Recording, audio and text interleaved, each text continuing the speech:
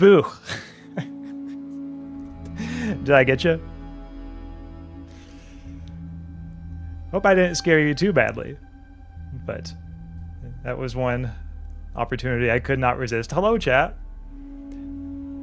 How's everyone on this fine evening? Hope y'all are doing well. I'm here in my spooky forest. One of my favorite places to be lately. And part of the reason why... Oh, I picked the wrong day to use headphones.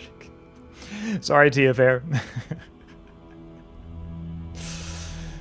But hello, everybody. It's good to see all of you here in the chat today. Violet, Tontiokagiu, Teraditto, Tia Fair. Okay, watch out when I scare you back. Oh no. It is true, I have invited you all to scare me back by scaring you. I have reminded us all of the principle that turnabout is fair play. So I cannot complain if you all scare me back. One of the things that I think is interesting about philosophy in the context of scares, in the context of spooky season, is that philosophy is often known as something very rationalistic, in a way very distant from the concerns of ordinary life, from things like what we're going to eat, what we're going to wear, what we're going to do, and also including concerns like being chased by, a giant monster, if a giant monster is chasing you. I think a lot of people, when they think about philosophy, it just seems very far removed from that kind of thing. It seems more abstract, more intellectual, and so not really something that's scary. But lately I've been wondering, does philosophy have a spooky side to it? Might there be some corners of philosophy that invite some creepy questions and spooky thought experiments? That's what I'd like to explore with you all today, chat. We're going to be looking at certain arguments, certain thought experiments, certain questions that might have a bit of a mind-chilling effect. So I hope this stream is not too scary for anybody, but if it is, know that there is no judgment on me if you have to leave midstream. So get ready, chat. Go ahead, get comfortable, maybe grab a blanket. If you have a friend nearby, maybe hold their hand, as we will delve into and explore the spooky side of philosophy. And one of them has to do with, I know I brought up monsters earlier, one of the spooky questions or areas of philosophy is actually about monsters, or a particular monster. A monster that you might not have heard of, but that certain philosophers have been thinking of. And this philosopher is not this philosopher, sorry. This monster, hope that wasn't a Freudian slip. This monster is known as the utility monster. I'll share more about him in a moment. But first, we're going to need a little context to fully understand the unique horror that the utility monster represents. And for that context, we're going to talk about utilitarianism. That's right, utilitarianism. Now, if you're not sure what utilitarianism is, if you've never heard the term before, well, don't worry, because we are going to do a deep dive into it. And to help us, I'm actually going to be doing something kind of new for today's stream. I'm going to be taking you all to my classroom. That's right, I don't know if you all have ever been to my classroom. Do y'all want to see it? You want to see what my classroom looks like, chat? We're going to go to my classroom, and then we'll go back here to the haunted forest. So don't worry, the haunted forest has not gone away for good. But here, just so we can get some context on some of the thought experiments that are to follow, I'm going to take you to, yep, here it is. So this is where I do most of my teaching. And I know earlier I mentioned we'd be talking about utilitarianism. Have you ever heard of utilitarianism, chat? It's one of the major ethical theories. So when people think of the major theories in ethics, utilitarianism is often one of the ones that they think of.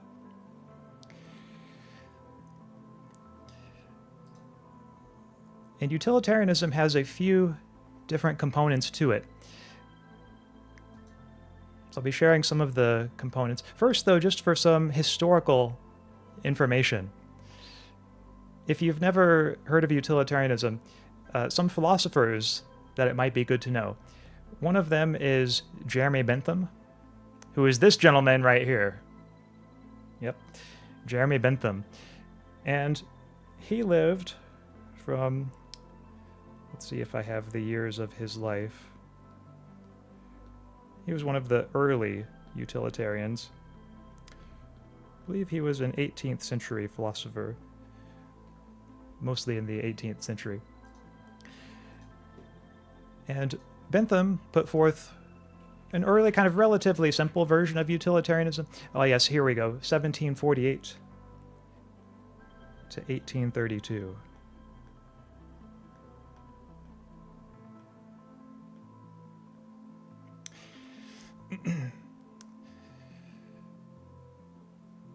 So Jeremy Bentham. And by the way, if you're curious about Bentham, one really cool thing about him, beyond just the fact that he was an influential utilitarian philosopher, is that you can actually still see him today, in a way. Even though he died in 1832, his body is still on display at University College London. See, there he is. This is one of the things that he wanted. He wanted his body to be preserved and displayed after his death as a sort of monument. And so he got his wish. There he is. Unfortunately, the head was not able to be fully preserved, and so he has a wax head there, but his skeleton was able to be intact, so they, I believe, fluffed it out with some hay, and his skeleton's there, and yeah, like he can be, wheeled out at parties and things like that. He was kind of an interesting guy in some respects. He had some quirks like that. Professor, the big-ass pic is blocking your writing? Okay, well, the pic's not going to be there for super long. I just had to show you this picture. See, there's Jeremy Bentham. There's the picture. But for kind of a creepy detail on that, remember when I said that that's not his original head? Right there, it's a wax model. Well, if you want to see what his original head looks like, there were some apparently difficulties in the embalming process, and it ended up creating an effect where the skin was a bit stretched. There's his actual head, which was on display once, which I know is super creepy looking. The skin was pulled a bit taut and was considered a bit distasteful to have like in the main display, so they did an alternative kind of display for this one. But that is Jeremy Bentham, at least what's left of him. And I'm sure he would be glad to know that people are still able to appreciate his dead body on Halloween, or close to Halloween. Maybe more people should do that, I wonder. Get themselves preserved so they can be just sort of wheeled around. So that is one major utilitarian. I know I still haven't told you what it is yet, but don't worry.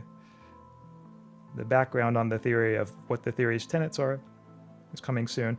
Just first, very briefly, one more utilitarian I thought I would share with you before we look at the theory itself is John Stuart Mill. That's right, John Stuart Mill. He was slightly later than Bentham and proposed his own version of the theory. John Stuart Mill, let's see if I can show you a picture of him. Ah yes, here is John Stuart Mill. So this fine gentleman right here, a British philosopher.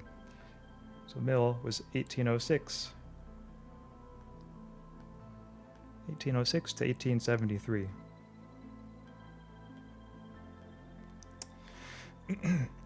Sadly, for Mill, I believe he was buried in the usual way, so I cannot show you what he looks like today. But we'll just have to imagine. He probably has, a spooky skeleton in some grave somewhere. So those are, I would say that it's fair to say the two major utilitarians. When people think about who the most influential utilitarians in history are, really Jeremy Bentham and John Stuart Mill are the major ones. Now, if you're wondering what utilitarianism is, well, the answer is that it really consists of two primary claims. And the first claim that utilitarianism makes is a claim that's known as consequentialism. Consequentialism. And according to consequentialism, as its name suggests, consequentialism. And also, forgive me if I make a few minor slip-ups with the pen here. It's kind of tricky to get it just right. There we go. Consequentialism. According to consequentialism, the moral status of an action is determined entirely by its consequences. So in other words, we look at what the action leads to. And purely at what it leads to, if we want to determine whether the action was good or bad. So that's one of the core claims of utilitarianism. So for example, if we're looking at, let's say that I decide to give some money to charity, then to judge that action morally, we have to look at, okay, what were the consequences? For example, did that charity help anybody? Whom did it help? Or might it have ended up being counterproductive in certain ways? Did it end up hurting?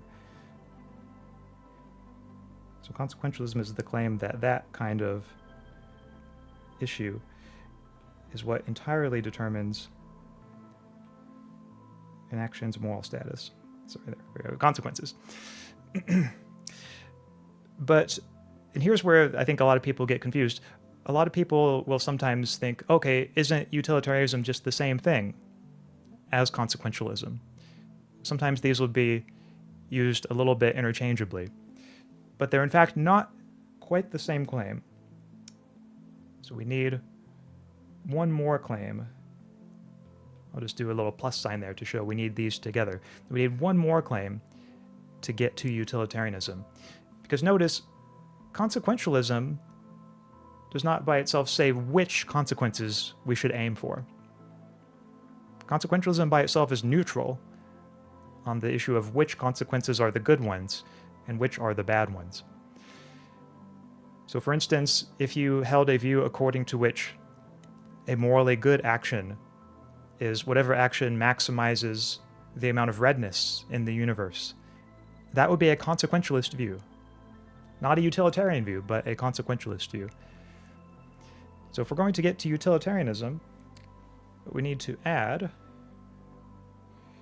is the claim that is known as hedonism.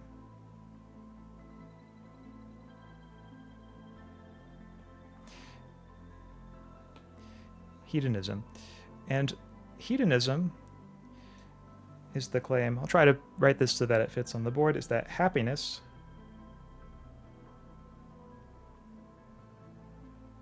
is the only good, or the only intrinsic good, I should say. So the only thing that's good for its own sake, the kind of consequence that we should aim at, is one that maximizes happiness. So the only intrinsic good, where again, intrinsic means good for its own sake. So not instrumental, but intrinsic, And then suffering, or pain, if you prefer to put it as pain, that also works. Or suffering is the only intrinsic bad.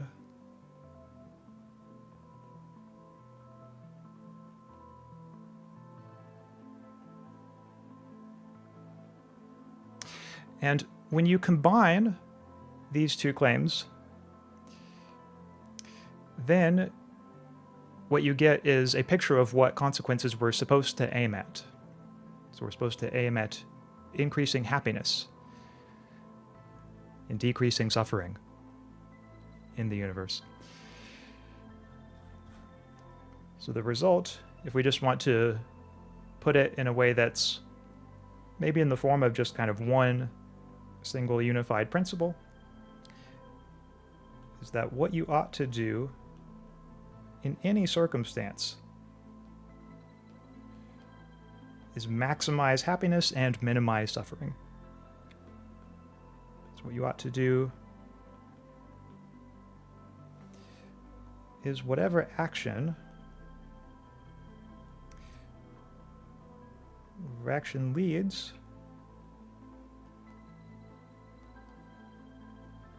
leads to the greatest balance.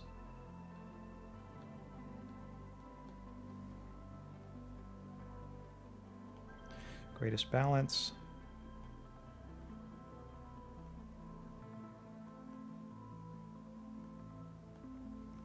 of happiness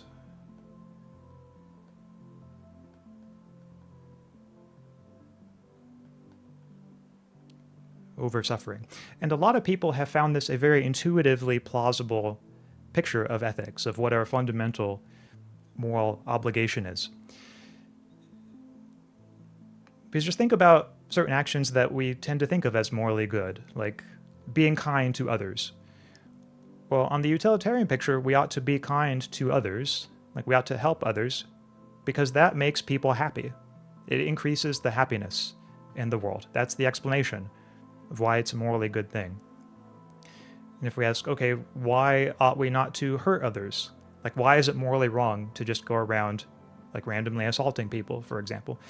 And the answer is that, well, that causes suffering. That when you attack someone, you know, that hurts, that leads to pain. And pain is bad. It's a consequence that we should aim our actions away from rather than toward. So utilitarianism proposes to offer this very simple, very unified explanation that accounts for why we ought to do or ought to refrain from doing the various actions that are moral obligations, whether to follow or to refrain from doing those actions. So just to make sure I'm not neglecting the questions that are being asked, I do see here, yeah, Tia Fair, but happiness does not equal what is moral or just necessarily. So that's going to be the source of an objection to utilitarianism. If somebody thinks that something might lead to the most happiness but not be the most moral thing to do. In fact, that's going to be very much at the heart of an objection that we'll be looking at in just a moment. I don't mean to be rude, but I'm struggling a little to read Prof's writing. Okay, I'm sorry. Yeah, it's one thing that I did not anticipate on the stream was with the angle that I'm writing on my iPad. It does make it kind of tricky. Not that my handwriting is very good in the first place. So if you're having trouble with reading the writing, I'm afraid you'll just have to listen extra carefully to the voice. But if there is something you genuinely can't read, let me know, and I'd be happy to explain it, as it's all, yes, part of the challenge. I remember being a student, and yeah, that was occasionally part of the challenge for some professors, is if they had kind of rough handwriting on the board. So anyway, all of that, of course, is just background on utilitarianism. And I mentioned this was all going to be in the service of covering something that's a little spooky. And so you might be wondering, what is that spooky thing? Like, how does all of this talk about utilitarianism relate to anything spooky? And the answer is that one of the classic objections to utilitarianism involves a monster. And that monster is going to be known as, not Jeremy Bentham, though some would say he's a little scary. I need to update this text. That monster is known as the utility monster. So this is going to be a thought experiment about utilitarianism. And the philosopher who first thought up this thought experiment, just to again give a little bit of historical context, is this gentleman right here. So I'll move just so you can see him. His name is Robert Nozick. Yeah, so that's Robert Nozick, who was a 20th century American philosopher who's probably best well known for his defense of libertarianism in political philosophy. Though he wrote about pretty much all areas of philosophy, like epistemology and metaphysics and ethics. So he was a very prolific philosopher. And one of his most well-known thought experiments involves this creature called the utility monster. And here's the passage from his book Anarchy, State, and Utopia, where he first talks about it. He writes, "Utilitarian theory is embarrassed by the possibility of utility monsters who get enormously greater gains in utility from any sacrifice of others than these others lose. For unacceptably, the theory seems to require that we all be sacrificed in the monster's maw in order to increase total utility." So what does this mean? Well, again, think back to what utilitarianism says. It says we ought to do whatever action leads to the greatest balance of happiness over suffering. So a world where happiness is maximized is the best world according to utilitarianism. It doesn't matter whose happiness it is. It just matters that the total amount of happiness is as great as it possibly can be. And what the utility monster thought experiment asks us to imagine is, what if there were a single creature, a single entity, whose utility function is such that any resource given to them counts for their happiness much, much more. It makes them so much happier than whatever suffering it causes to other beings to have the resource taken away from them. And so I'll illustrate what that means a little more concretely now. Those of you who are asking for me to draw the monster, like Taradiddle and TFR, I'm going to do something now that will increase your utility, because yes, I did draw the utility monster. And here is my rendition of what it looks like. This was my best attempt. You can see he's a big, chonky boy, and all of the people are getting sacrificed into his maw. And so again, just to, I'll keep the passage up there so people can keep in mind a sense of what this all means. But like, notice how happy he is. You can see his eyes, like he's having a great time with all these people getting sacrificed. And the trouble for utilitarianism is that, like, if we just stipulate that this monster is such that it makes him so much happier to, say, like, eat a particular person, then it makes that person sad or afraid, or makes them miss out on utility to be eaten, well, then it seems like the total happiness in the world is greater if everyone gets sacrificed to the utility monster. And so according to utilitarianism, that's a good thing. If everyone gets sacrificed to the monster because it increases it maximizes the total happiness in the world. So it seems like that's a consequence we're committed to if we're utilitarians. But here's the objection. The objection is, like, doesn't that just seem like a terrible, very implausible consequence to be committed to? Like, Nozick thinks that this is an embarrassment for utilitarianism. Like, surely it would be more plausible if we could say, like, no, it would be bad. It would be a horrible thing for everyone to get sacrificed to the utility monster. Like, it doesn't matter that it makes the utility monster ultra super duper happy. Like, it's better if everyone doesn't get sacrificed. And if that's right, then It seems like what matters ethically can't just be the total amount of happiness in the world. There have to be some additional things that matter. So that's very much the force of this thought experiment.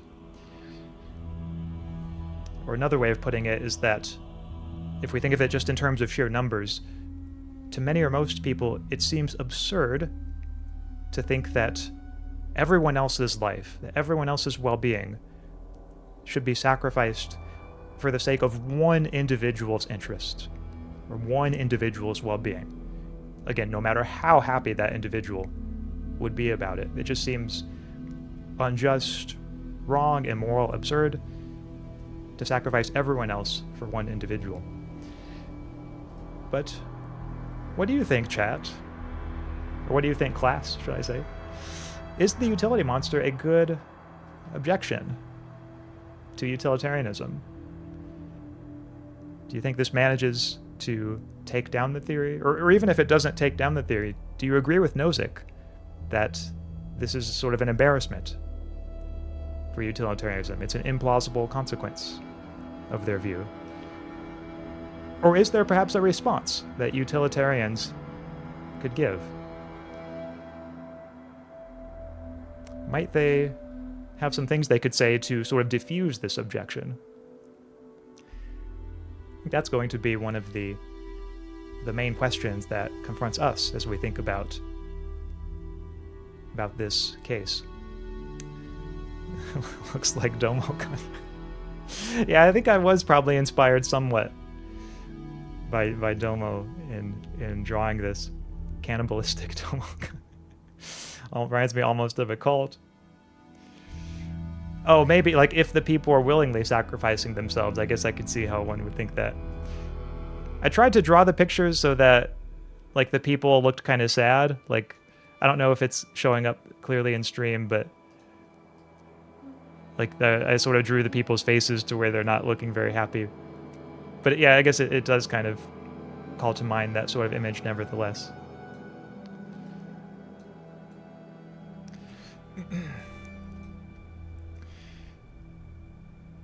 So what do you all think? Yeah, is this a good objection to utilitarianism?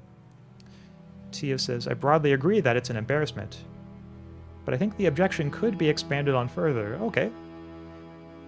Perhaps you're right. It is true that like this passage, which is just 2 sentences, is pretty much Nozick's entire, at least initial exposition of this problem. Like, he really doesn't say a lot about it, which is kind of interesting because like it's a thought experiment that has been like relatively influential. Usually when a thought experiment is influential, the author like describes it at greater length than just 2 sentences. But this is one that like Nozick really just kind of makes a really quick note of it and then kind of moves on. So yeah, perhaps there's more that he could have said. Utilitarian monster. Some of you may be unhappy, but it's a sacrifice I'm willing to make. I like that, TP Ninja. Yeah, maybe the utilitarian monster is like the one who arranges like to have everyone else sacrifice to the utility monster. Like he's like in league with the utility monster.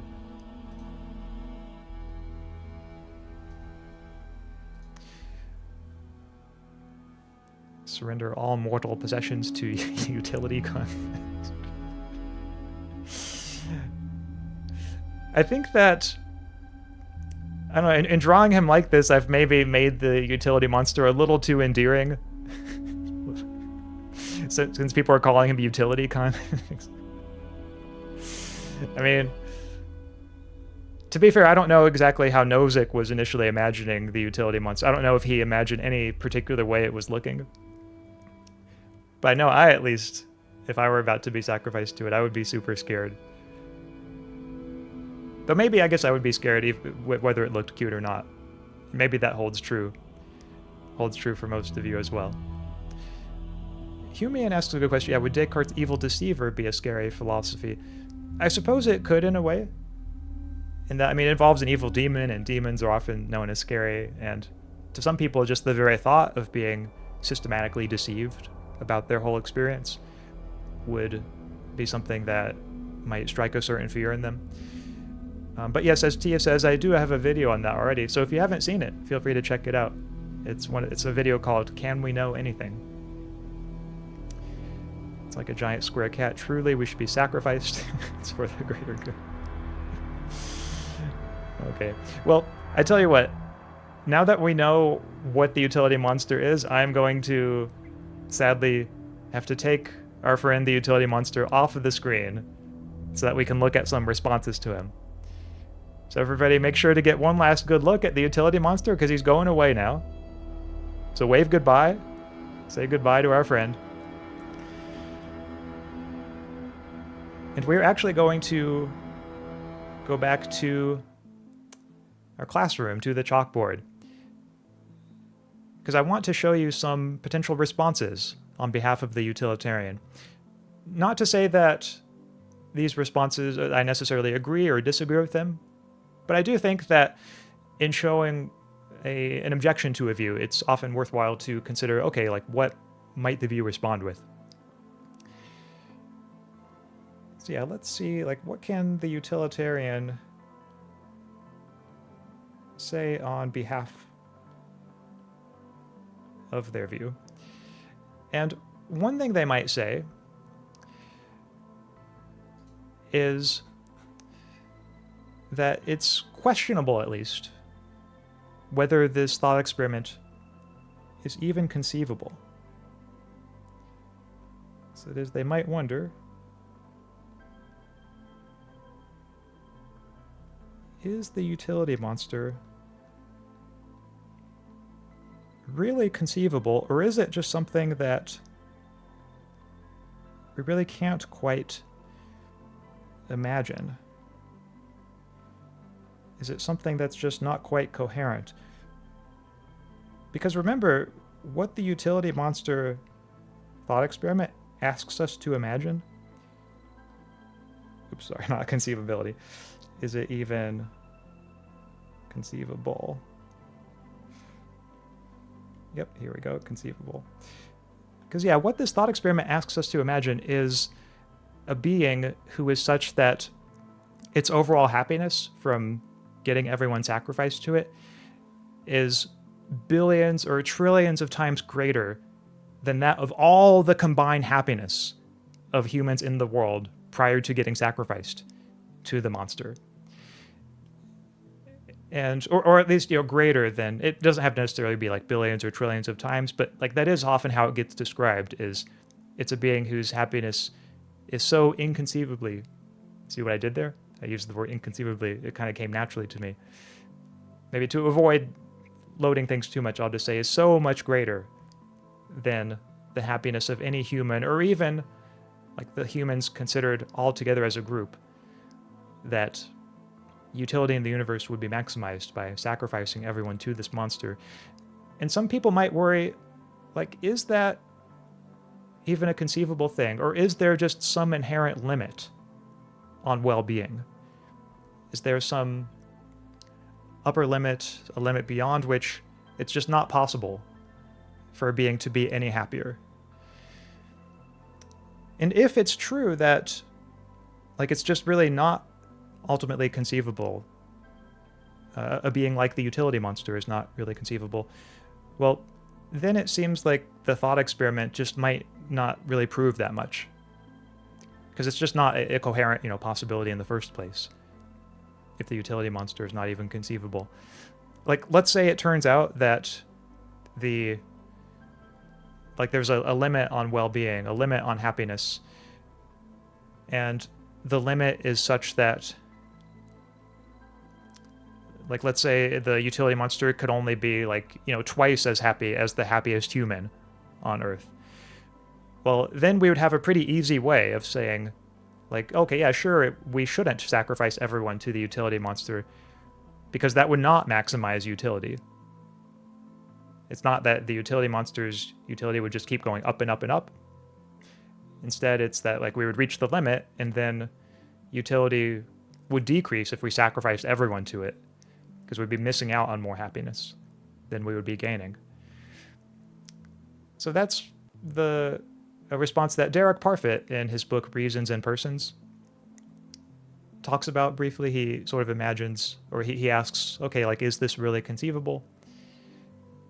So I would say, yeah, he's probably the most well-known philosopher who goes into this response, who kind of offers this response on the utilitarian's behalf. But there is another response, which we'll look at in just a moment. What if my intuitions lean towards the cute utility monster, or toward the cute monster? They would clearly be happier than all of us combined could ever be. Yeah, I think here we're getting into maybe a mistake I made in the way I drew the monster. If I drew it too cutely, so that, like, now it's biasing people's intuitions, then that is a failing on my part. I should have drawn it in a more neutral way.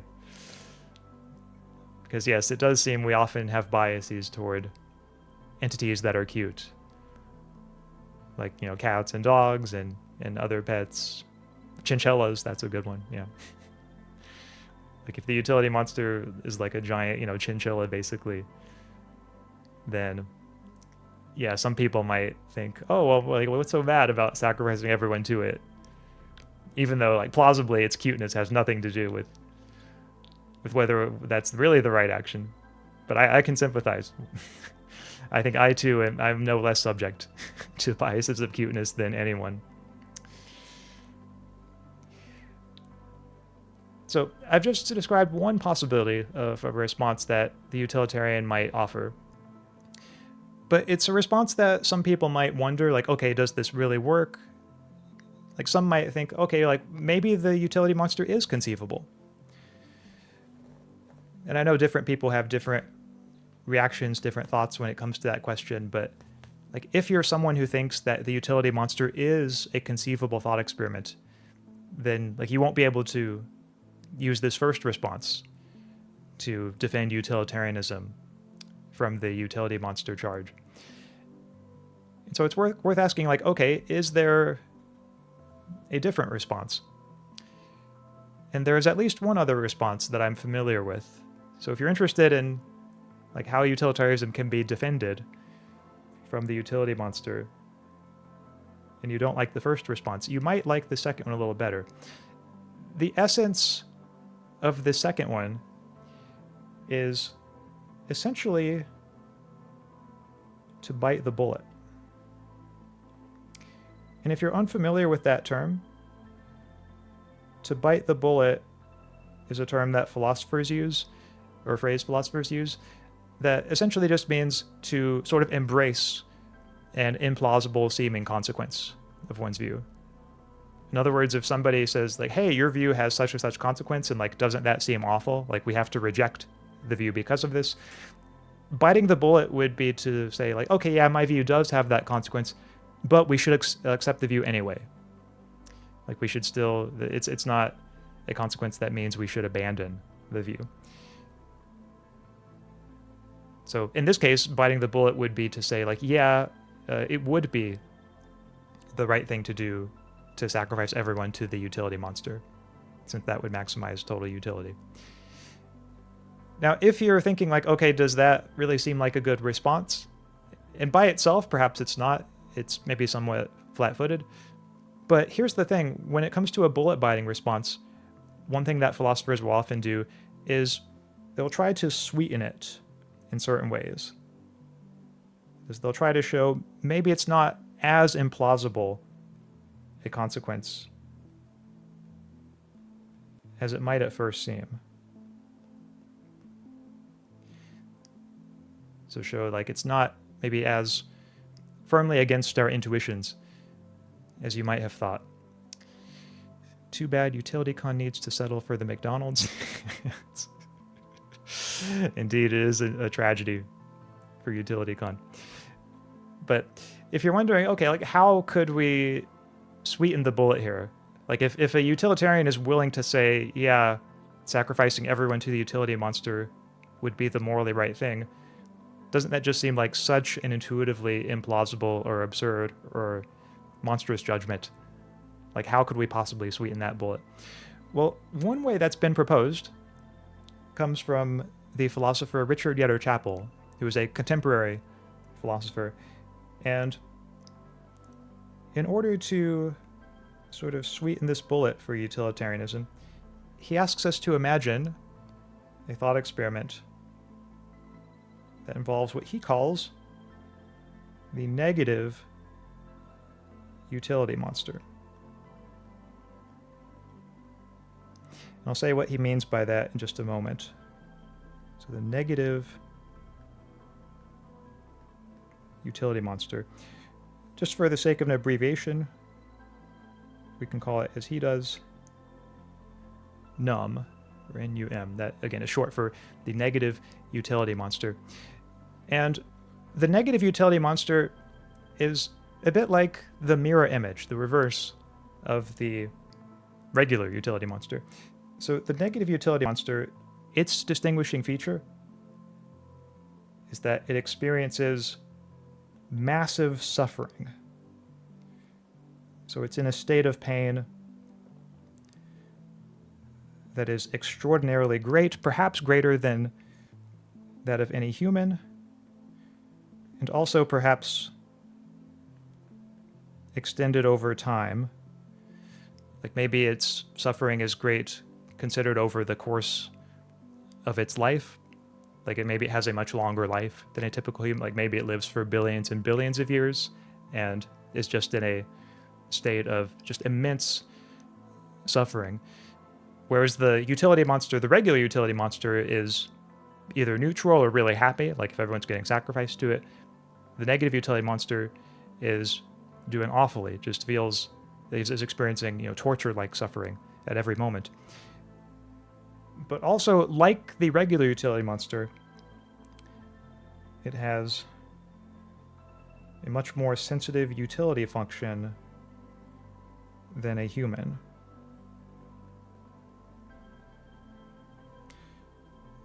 So its utility function, that is how much utility it gains, that is how much like happiness it gains and suffering is relieved from devoting a given resource to this negative utility monster than to a human. So again, much more sensitive utility function than any human. And so as a result of that, just to give an example, sorry, it's supposed to be an N right there. There we go, that's a little better. Just to give an example of how this negative utility monster works, let's just say that if taking away a human's life, like if sacrificing a human to it would cause, X amount of suffering for the human, it might relieve like X times 100 suffering for the utility monster. Or for the negative utility monster. Or if there's, and also this is a point Chappell makes, just to avoid things like status quo bias, rather than thinking of sacrificing the lives of people who already exist to it, we might just imagine some unallocated amount of resources and ask, okay, how should they be allocated? Like, let's say that it's, food that we're deciding how to distribute. Well, maybe distributing an apple to like a given person, a given human, would relieve their hunger for a time at least, and relieve maybe like X amount of suffering from the hunger. But giving it to the negative utility monster would relieve, let's say, like the equivalent of 100 years of intense torture in this being's like many billions years long life. And so we have this question of like, how should we allocate the various resources if there were a negative utility monster like this? Like, what should we do? And what the philosopher who came up with this thought experiment of the negative utility monster says, again, his name is Richard Yetter Chappell, is that it actually seems pretty plausible. Or at least much more plausible in the case of the negative utility monster, that that all of the relevant resources. So again, like if we're deciding like how much food to give out to whom,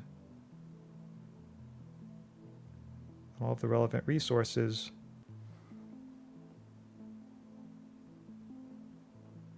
should be given to this negative utility monster. Or at least he finds this a much more intuitively plausible judgment than in the case of the regular utility monster. It's more plausible when we're relieving an immense amount of suffering than creating an immense amount of happiness. And from this point, Chappell asks, okay, like what's the upshot of this though? How does all of this tie back to the original case, the original thought experiment? And the upshot that he thinks that there are two of them. And one of them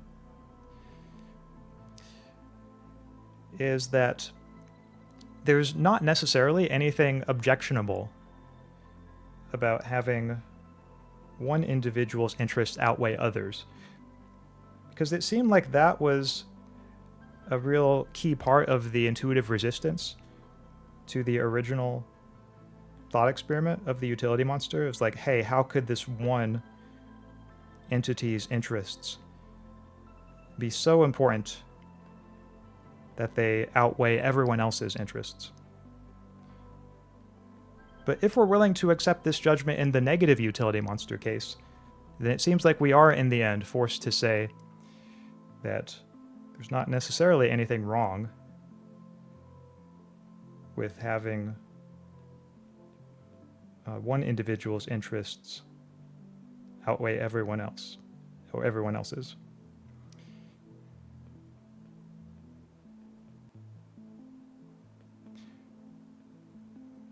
So one individual's interests outweigh others.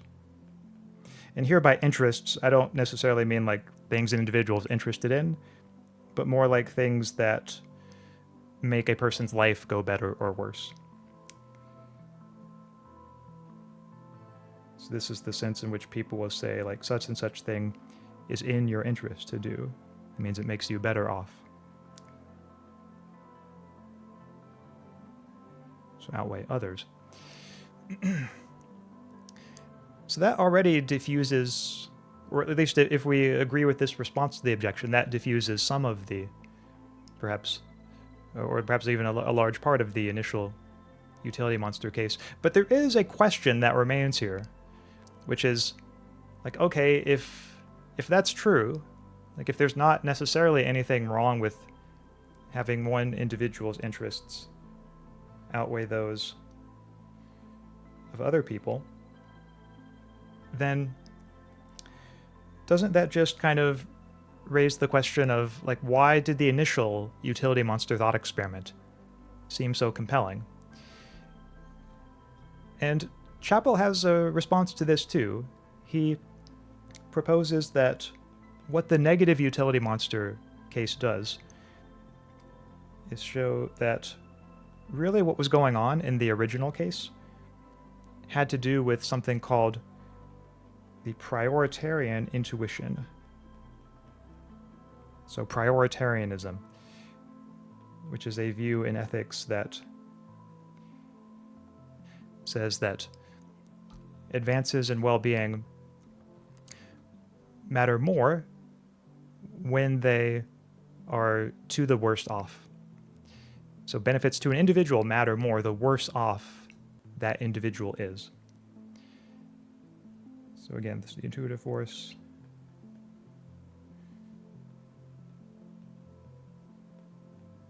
Of the original thought experiment.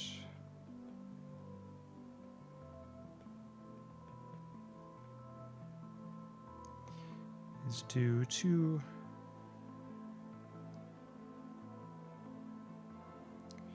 prioritarianism.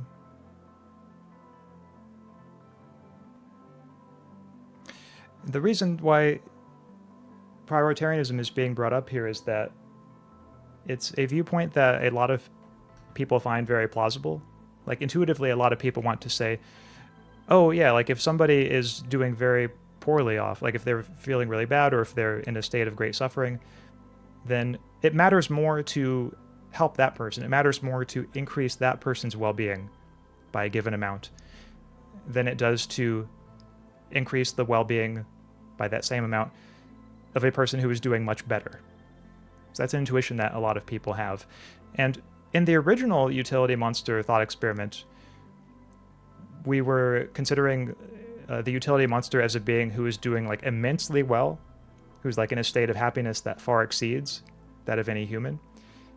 And so, like, if we are sympathetic to this prioritarian intuition, it might seem that it would just be wrong to increase the utility monster's utility by, sacrificing people to it. But with the negative utility monster, we're not imagining a being who is already, immensely well off. Instead, we're imagining a being who is the worst off in the world. And that might make it seem, more plausible that we should favor this negative utility monster, this negative utility monster's well-being over those of other people. Now, prioritarianism is still a challenge to utilitarianism, but it's a more familiar challenge and maybe a less pressing one than the utility monster might have seemed. It's like utilitarians will already, in general, have something to say about prioritarianism. It's like for some utilitarians, they might consider it just like a minor variant on their view, and so maybe they're just not even that concerned to dispute it. Or maybe others will say, look, our prioritarian judgments are just useful heuristics. Like, they help us promote utility in the real world because, in general, when we allocate resources to those who are the worst off, that just tends to make everyone, that tends to maximize utility on the whole. Even though, strictly speaking, a given increase in well-being matters the same no matter who experiences it. So that's one thing utilitarians could say about prioritarianism. But in any case, the thought here is that really, if what's going on in the original utility monster thought experiment is just sort of this prioritarian judgment that a lot of people are sympathetic to, then that's a much more, you might say, palatable challenge or a much less pressing challenge to utilitarianism than the utility monster thought experiment might have seemed to pose. So that is how Chappell argues for how the utilitarians could respond, how they could defend their view against the utility monster.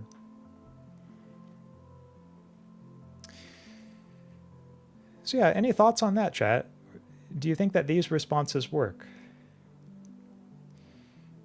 So again, this one, maybe I don't know how small I can make the text and people still be able to read it, but just in case it helps.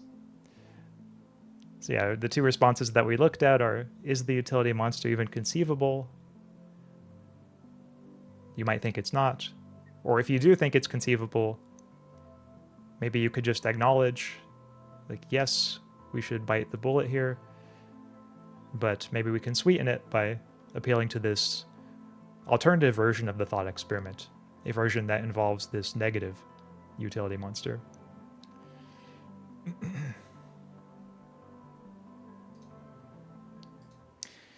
So I know, there's the, those of you who are missing the utility monster drawing, now he's back.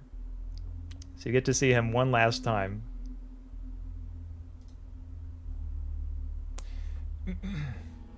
I want to make sure I'm addressing the comments that people left, because I know sometimes when I'm writing on the board I might miss some. See, Human says, I feel like this first objection misses how not every living being has the same psychology.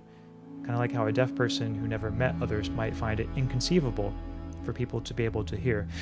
That's a really interesting parallel. I hadn't thought of it in terms of that example, but yeah, it could be that insofar as we might find it inconceivable, or like insofar as a given person might find it inconceivable to think of the utility monster, maybe that's not because there actually is anything incoherent about the utility monster.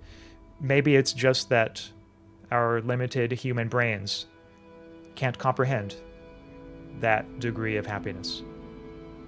But maybe, we could if we were higher beings. Maybe there's nothing in principle, impossible about it. Yeah, I think that's, if one were trying to sort of mount an objection to that first response, then I think that would be a very interesting way of responding to it.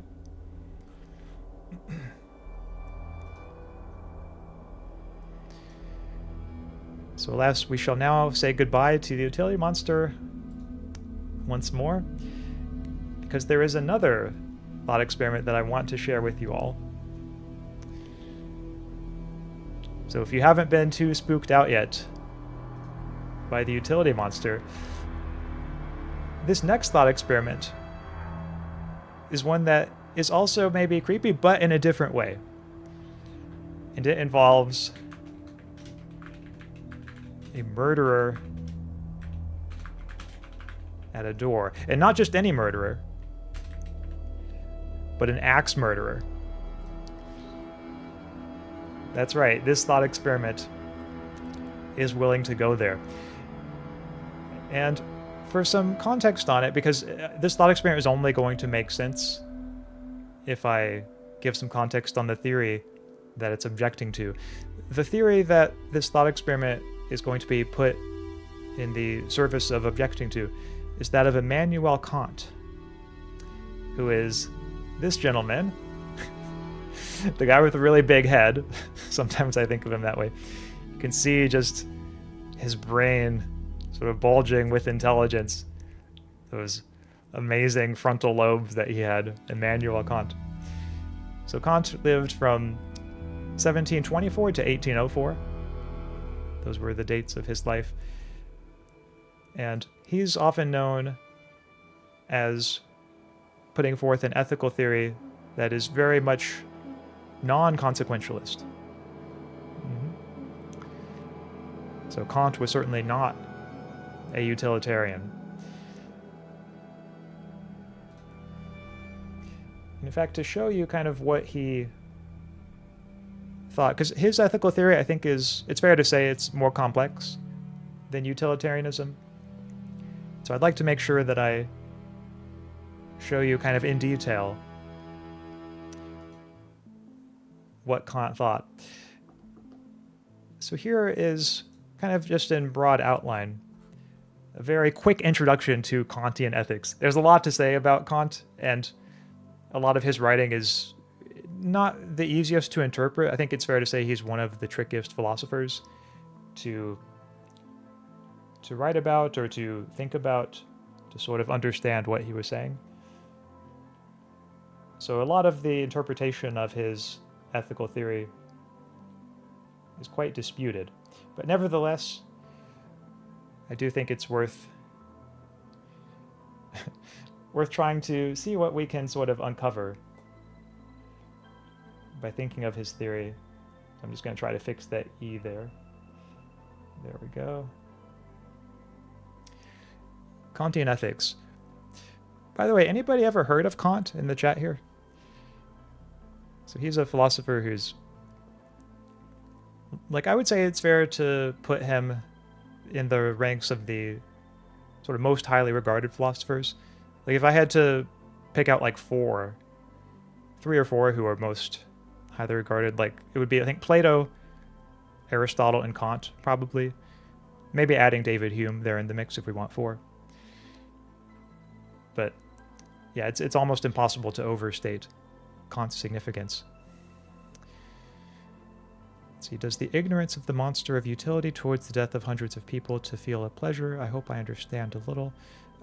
Yeah, I think that one could go either way, Tontioka. Like, we could imagine maybe the utility monster doesn't understand what's going on. It just gets a lot of happiness from the sacrifice. Or maybe it does understand and just sees that as a necessary sacrifice. So yeah, that one could go either way, I think. But again, for Kantian ethics, one of the labels that is often used to describe it is that is deontological. deontological. And if you're not familiar with this word, it just means non-consequentialist. So the root of the word comes from duty, but it's a theory, it's any deontological theory holds that consequences are not the only thing that matter. It's not to say that if you're a deontologist, you must hold that consequences don't matter at all. But at the very least, non-consequentialist. It's surprisingly difficult to write while talking at the same time. You would think with all of my experience teaching I'd be better at this part, but I still struggle with it, to be honest. Non-consequentialist. There we go. So if you're a deontologist, you will hold that there are ethical duties that one has that are not simply a matter of what the consequences are. They can't be accounted for purely in terms of the consequences. And when we look at Kant's view, what he emphasizes is not so much like what does an action lead to, or like does an action make someone happy. It's not to say that Kant didn't care about happiness at all. Happiness does end up playing some role in his ethical theory. It's going to be a little different from the role it plays in the utilitarian theory. But what Kant mostly emphasizes is the quality of an agent's will.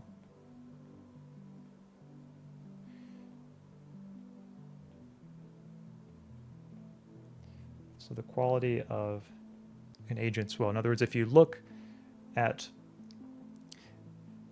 the agent's mindset, and not just their intention, but in particular what Kant calls their maxim for acting, their maxims. So the maxims being, the principle on which one acts. I often like to think of these as having a certain form, the form of like, in order to X, I will Y. And you could put pretty much any intentional action that an agent does into this form. Like, in order to spare my friend from being killed, I will step in front of them to protect them from, this bullet. That would be a very dramatic example. That would be one example of a maxim. Or in order to get myself out of this difficult situation, I will make a false promise to a friend to pay them back some money that they loan me. That's going to be another maxim. As we'll see, Kant's going to have some criticism of maxims like that, because Kant is going to be very much against lying. In fact, why don't we talk about that element right now? Because Kant's theory, at least the way that it's typically interpreted, is that there is an absolute prohibition on lying.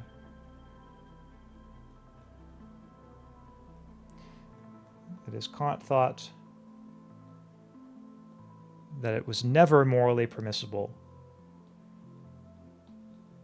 to tell a lie to someone. So even if the lie has good consequences, on Kant's view, it doesn't matter if lying has good consequences. You simply ought not to lie. And I think at this point, a question you're probably wondering is, okay, like, why does Kant think this? Why is Kant so strict about thinking like we ought never to tell a lie? And so lying for Kant, the short answer, I mean, one could talk about this for a long time and talk about lots of different works of Kant's where he goes into all this in more detail. But just in the interests of giving a short answer, I will say that in Kant's view, lying violates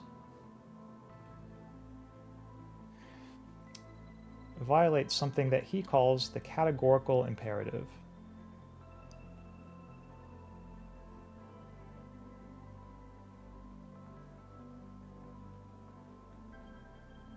The categorical imperative. And if you're wondering, okay, well, like, what's a categorical imperative? Also a very reasonable question. It's not one of those words that really anyone except Kantians use. And so the categorical imperative for Kant is simply another way of saying the supreme principle of morality,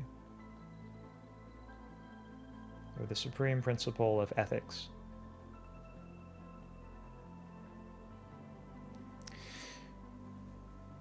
And Kant gives several formulations of this, several different ways of putting this categorical imperative, the supreme principle of ethics. I'm just going to talk about one of them for right now. But one of the ways that he puts it in his book, Groundwork of the Metaphysics of Morals, is in terms of humanity. So Kant writes, act so that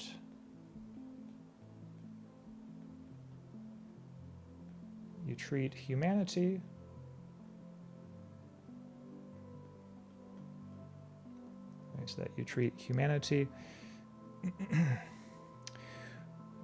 whether in your own person or in that of another,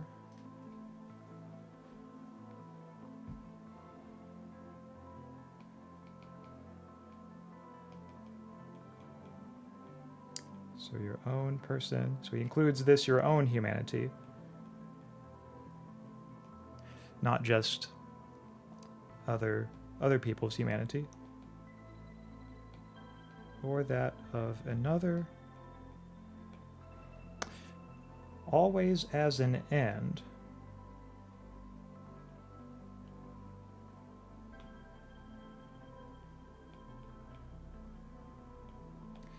I'll say a little bit more in a moment on what that means exactly. Always as an end, and never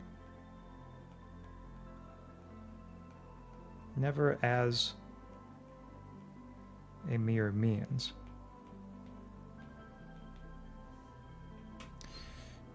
So always as an end, never as a mere means.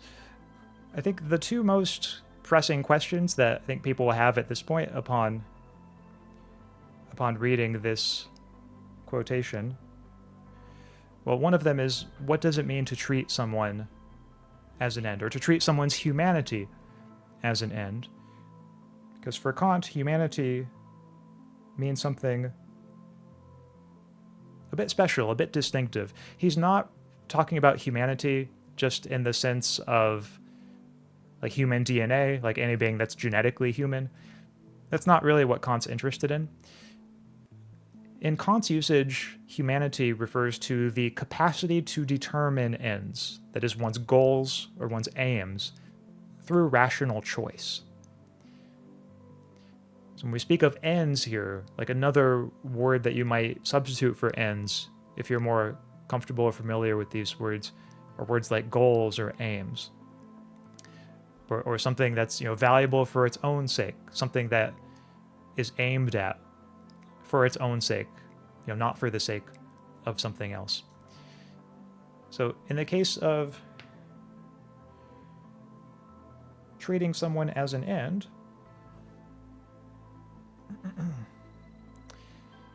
so I'm just going to see if I can reorient my iPad.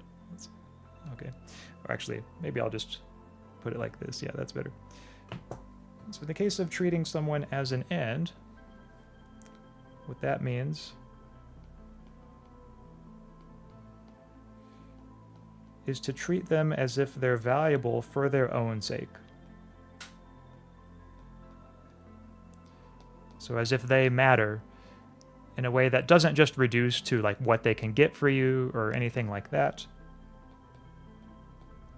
but as if they have this intrinsic value to them.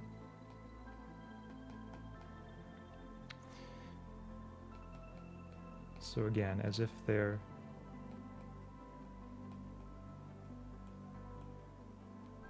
valuable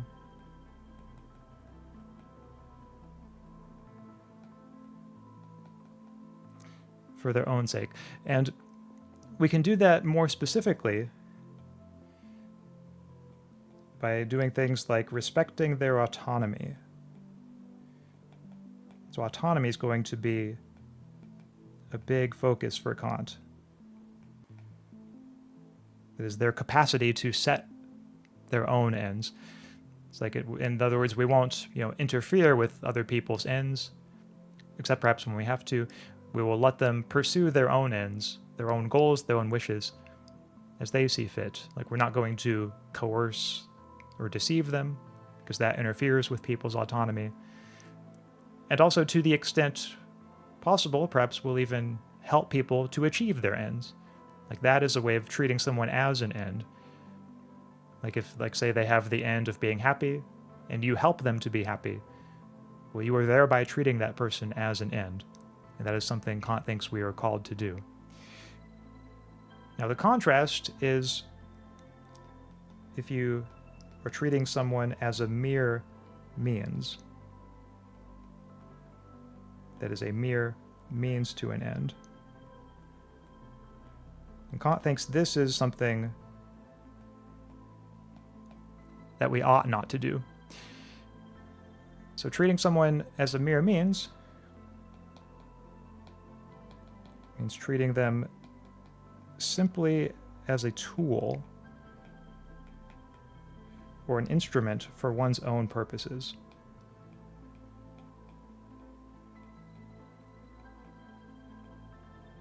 So treating them as if they're valuable simply because, one can get something from them. And in particular, like the classic sign or the classic component that really marks something out as a case of treating someone as a mere means is that it's done without regard to what they consent to.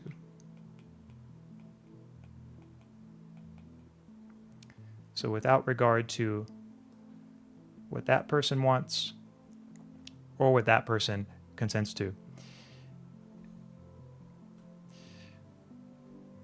And this includes things like lying to someone. So earlier I gave the example of, like, let's say that I need some money to get myself out of a tough spot. And imagine that, like, I have a friend who has, money to where they could loan it to me. And I know my friend is only going to give me the money if I promise to pay them back. But let's just imagine that I know I'm not going to pay them back if they give me the money. I have no intention of paying them back. Nevertheless, like, I really want to get this money, and so I make a lying promise to my friend. I make a false promise. I tell them, look, I'm going to pay you back if you give this to me. Like, could you just give me this money? And they say, sure. They go along with it. Well, in involving my friend in that scheme of action, I have treated them as a mere means to my end, because they could not genuinely consent to that interaction. Why couldn't they consent? Well, because consent requires being informed about what's going on. And when I lie to someone, just by definition, I make it so that the other person is not informed about what's going on. So that's kind of the link between these. Is that consent requires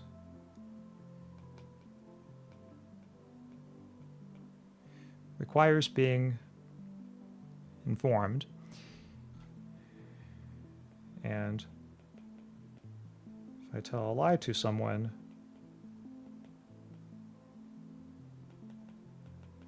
then I violate this. And notice here Kant isn't saying, like, treating someone as a means is wrong, because we treat people as means all the time. Like, anytime you go into a restaurant and, like, order a dish, you're treating, the chef as a means to, getting the food that you want. Same thing with the person at the cash register and the waiter and all of that. And they're treating you as a means, like, to getting the money that they want. So that's fine. But in all of those interactions, no one's treating anyone as a mere means. So that word there is very important, the mere there. Because in all those interactions, like, everyone consents to what's going on. Everyone understands what's going on. There's no deception. There's no coercion. At least in a typical case, there's no deception or coercion there. So that's all totally fine. It's only once we start treating people as mere tools for our own purposes and doing things that vitiate their consent that we are treating them as mere means. And Kant says that that is wrong. That is what we ought never to do. So another way of putting it is that, on Kant's view, a human being has absolute value. This is value that one must always respect by treating them as an end. So all of that might sound relatively good, at least on a sort of first pass. But the thing is, Kant takes a particularly absolutist stance toward it. Like, he thinks that the absolute value of the individual is such that one should never do anything that his theory would classify as violating that or as failing to respect it. Which means, on Kant's view, it is never morally permissible to tell a lie. But here one might wonder, like, okay, is it really always wrong to lie? And there's a thought experiment here that many think puts a lot of pressure on Kant's view. So here is the thought experiment in brief. So remember when I mentioned the axe murderer at the door? Well, this is my best rendition. Yep, we're going to get another drawing from me, so get ready, everybody. I know y'all are going to like this one. Imagine that one day, or one night. Yeah, it works better to imagine this one at night. Imagine that one night you are at your house and suddenly your friend appears to you and says they're trying to hide, that an axe murderer is after them and they need to hide in your house. And so you let them hide in your house. So there you can see on the far left, your friend is there hiding away. And suddenly, after you let your friend hide away in your house, another person comes up bearing a nasty looking axe, and you realize, oh no, this is the axe murderer. And the axe murderer asks you, try saying that 5 times fast. The axe murderer asks you, is that person that I'm looking for in this house? Now you have a choice. You could tell them the truth, in which case they're going to barge in and kill your friend. Or you could lie to them and say, no, that I haven't seen that person, in which case the axe murderer will go on his way and your friend will be safe. I suppose some would say you also have a third option, like you could just refuse to tell the axe murderer anything, but let's just stipulate that if you did that, the axe murderer would know that you're hiding something and then would just come in and barge in and kill your friend, and probably you also at the same time. So for all practical purposes, we'll just stipulate that your choices are between telling the axe murderer the truth and having your friend be murdered as a result, or lying to the axe murderer and having the axe murderer go away, having your friend be spared. So the question is, in this situation, what should you do? What do you think, chat? What would you do in this situation if you were facing the axe murderer? Would you tell the truth? Or would you maybe tell the very convenient lie? Because I can tell you what I would do, and what most people would do. I think it's fair to say that this is not one of those thought experiments about which most people, or about which many people have kind of a divided reaction. I think people in general agree that, in this case, the right thing to do is to lie to the axe murderer.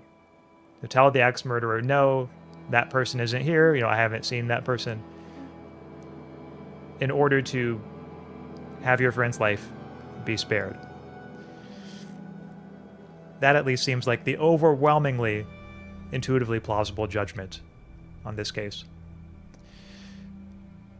But the trouble is, if we're taking like a strict Kantian view of morality, it seems Kant would be committed to saying that you ought not to lie in this case. Like, if he really does hold that lying is always wrong, then it would be wrong in the axe murder at the door case too. And doesn't that just seem crazy? Like, isn't that the kind of consequence that you'd make you think, like, oh, gee, like, if my theory really does imply this has got to be like a counterexample to my theory. So at least that's the reaction that many or most people have had to this case. And intriguingly enough, it's a case that Kant himself thought about and wrote about. So it's not just one of those thought experiments that has come along like relatively recently. Like in the case of the utility monster, like Robert Nozick thought of that in the 20th century, and that was like long after Jeremy Bentham and John Stuart Mill had died. But with the axe murder at the door case, like Kant himself sort of addresses this. And so I'd like to share with you for a little bit some of what Kant said about it. I think you'll find, as you're reading this with me, I'm just going to read you like a few paragraphs of this section, or this selection of his writing. I think you'll find that it is very true to Kant's general writing, and that it's a quite difficult piece. So certainly, like Kant's writing in general, it's one of those pieces of writing that is not at all easy to make sense of, but nevertheless, it is one that we must try. So here is let's see if I can scroll down a little bit. So this is from an essay Kant wrote called On the Supposed Right to Lie from Benevolent Motives. I hope everyone can see it okay. This is not, the page that I have here to display is not the entire essay, but it's just maybe a page and a half of it. The entire essay is maybe about like 4 pages or so it's certainly not one of Kant's longer works. But I thought we might read it together and see if we can make some sense of this. Maybe I'll put it there so that way I can still see the chat. So on this, Kant begins by, he's sort of in a dialogue here with another philosopher, Benjamin Constant, who was apparently a French philosopher. I don't know much about Benjamin Constant, but I do know if we scroll down a bit, here we get to sort of the heart of Kant's response to this axe murderer case. So where he starts by writing, "Truth in utterances that cannot be avoided is the formal duty of a man to everyone, however great the disadvantage that may arise from it, to him or any other." Why don't we just pause there at that semicolon?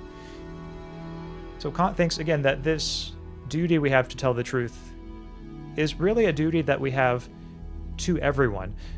It'll become a little clearer in a moment why he thinks this. For now, though, I just want to point out that this last clause here, however great the disadvantage that may arise from it to him or any other, here he seems to be saying that, like, whatever the consequences are. And then implicitly, he doesn't say this explicitly in the sentence, but implicitly, like, even if somebody's life is at stake, even if the disadvantage includes, like, somebody being murdered, you still have a duty to tell the truth to everyone. Let's continue.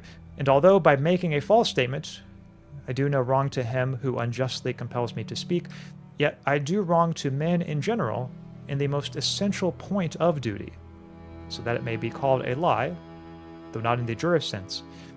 That is, so far as in me lies, I cause that declarations in general find no credit, and hence that all rights founded on contract should lose their force.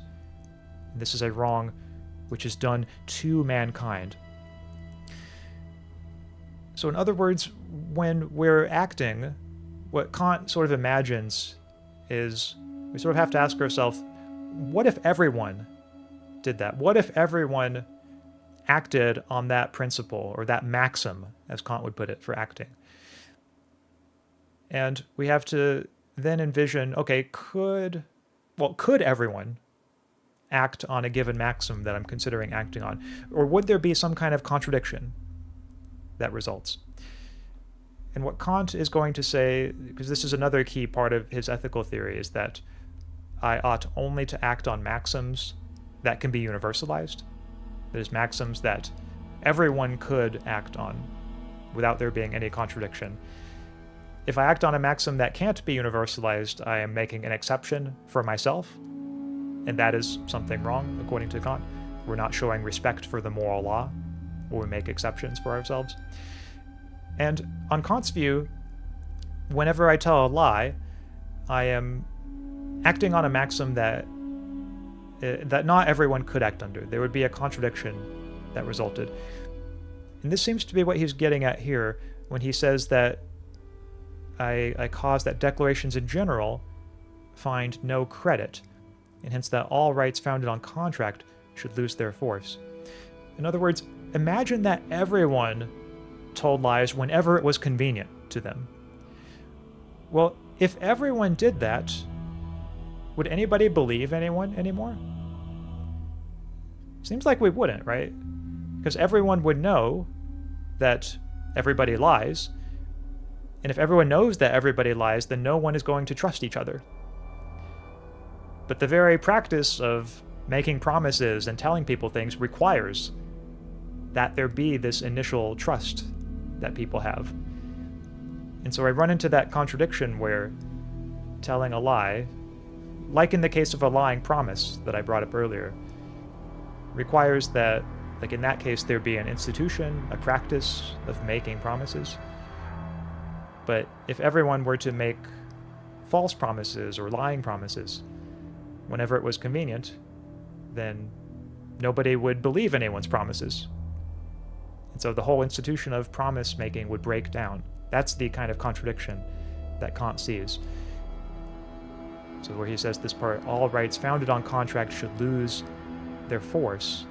If we sort of universalize the lying, imagine that everyone were to tell lies when it was convenient, then there would be no such thing as contracts, because nobody could trust anybody. And this is a wrong which is done to mankind. So this is, in sort of a nutshell, why Kant thinks that lying is not justifiable, or at least one of the ways that he explains why lying is wrong. I think Kant's proposal needs a corollary that protecting someone's right to life takes precedent over protecting someone's right to the truth, or something like that. That would certainly make the theory more plausible in the eyes of many, Tia. And I should say also, like, there are plenty of philosophers these days who are Kantians, who consider themselves Kantians, or sometimes called neo-Kantians, but would not agree that you ought to tell the axe murderer the truth. Like, they would moderate, that part of Kant's view a bit. So even though Kant himself, took the view pretty much as far as it could go, most Kantians, these days at least, would not take the view that far. I think they would very much agree with the kind of statement that you've made, Tia, that there are certain corollaries we could add to Kant's view that will make it more plausible. And so I think that's a good example of one. Let's continue, because Kant says some further things that are related to this axe murder case. He writes, if then we define a lie merely as an intentionally false declaration towards another man, we need not add that it must injure another, as the jurists think proper to put in their definition, for it always injures another, if not another individual, yet mankind generally, since it vitiates the source of justice. That goes back to the contracts point that he was talking about earlier. This benevolent lie may, however, by accident, become punishable even by civil laws, and that which escapes liability to punishment only by accident may be condemned as a wrong even by external laws. For instance, if you have by a lie hindered a man who is even now planning a murder, you are legally responsible for all the consequences. But if you have strictly adhered to the truth, public justice can find no fault with you, be the unforeseen consequence what it may. It is possible that whilst you have honestly answered yes to the murderer's question, whether his intended victim is in the house, the latter may have gone out unobserved, and so not have come in the way of the murderer, and the deed therefore have not been done. Whereas, if you lied and said he was not in the house, and he had really gone out, though unknown to you, so that the murderer met him as he went, and executed his purpose on him, then you might with justice be accused as the cause of his death. For if you had spoken the truth as well as you knew it, perhaps the murderer, while seeking for his enemy in the house, might have been caught by neighbors coming up, and the deed have been prevented. Whoever then tells a lie, however good his intentions may be, must answer for the consequences of it, even before the civil tribunal, and must pay the penalty for them, however unforeseen they may have been. Because truthfulness is a duty that must be regarded as the basis of all duties founded on contract, the laws of which would be rendered uncertain and useless if even the least exception to them were admitted. To be truthful, honest, in all declarations is therefore a sacred, unconditional command of reason, and not to be limited by any expediency. So with this passage here, and again, like all of Kant's writings, this is subject to different interpretations. It's not entirely clear whether Kant is just speaking of legal rules, like when he mentions civil laws, or to what extent he thinks that this also applies to ethics. He does say even before the civil tribunal, so maybe he thinks it applies both to legal rules and ethical rules. But he seems to be saying, look, like whenever you tell a lie, you are liable for all the consequences of that lie, even if they were unforeseen consequences. And he imagines what might seem like a kind of improbable outcome of the murderer case, but like let's say that you tell the ex-murderer that your friend is not there, and then the ex-murderer goes away. Well, Kant imagines, what if you were to what if the ex-murderer then went away, but your friend, unbeknownst to you, had snuck out of the house, and then the ex-murderer met up with them and killed them, outside? Kant seems to be thinking that, like, that's a very salient possibility that one cannot ignore. Or he also imagines, let's see, where does he imagine this? Oh yeah, if you answer truthfully and say to the ex-murderer, yeah, my friend's in the house. Like, let's say that your friend, unbeknownst to you, has snuck out. Like, well, then if the ex-murderer goes in the house, like, he's not going to find your friend, and so maybe the murder won't be committed then. And this is the point at which I think most people would say, well, okay, Kant, like, sure, maybe we can't rule those possibilities out, but, like, it's just not obvious what that proves. Because, like, isn't what matters whether you do what has the greatest likelihood of saving your friend from the ex-murderer? And surely what has the greatest likelihood of saving your friend from the ex-murderer is to lie to the ex-murderer, to tell the ex-murderer that, like, no, they're not in the house. So I will admit, it's not entirely clear to me what Kant is trying to accomplish with these sort of imagining, like, what if these unlikely possibilities came to fruition. But he does here near the end of this passage go back to his earlier point when he says, truthfulness is a duty that must be regarded as the basis of all duties founded on contract, the laws of which would be rendered uncertain and useless if even the least exception to them were admitted. So this is one of Kant's qualities as a philosopher, is he tends to think in terms of of systems as a whole, and wanting to make sure that the whole system is not undermined, and also thinking that like if even a tiny exception were admitted, then somehow in some way the system would be undermined on the whole. Having said all that, I should mention there is at least one interpretation I've encountered that holds maybe Kant isn't making quite as extreme a claim as it might at first seem. And that interpretation comes from Alan Wood, I believe, a Kant scholar who argues that the use of declarations here is perhaps important, that maybe Kant's view is that not all linguistic utterances count as declarations, and declarations are only those that we, like, the hearer, the other party, is authorized to rely on in some sense. So like declarations like in a court of law, for instance. And so maybe in the case of the axe murderer, if you lie to the axe murderer, perhaps that counts as a linguistic utterance that's not a declaration. And so maybe in that case, it would not, the falsification, the false statement would perhaps not be wrong, would not count as a lie. That's an interpretation that, on one hand, I want to be charitable to Kant and think, okay, like, yeah, maybe Kant's view is not as implausible here as it might at first seem.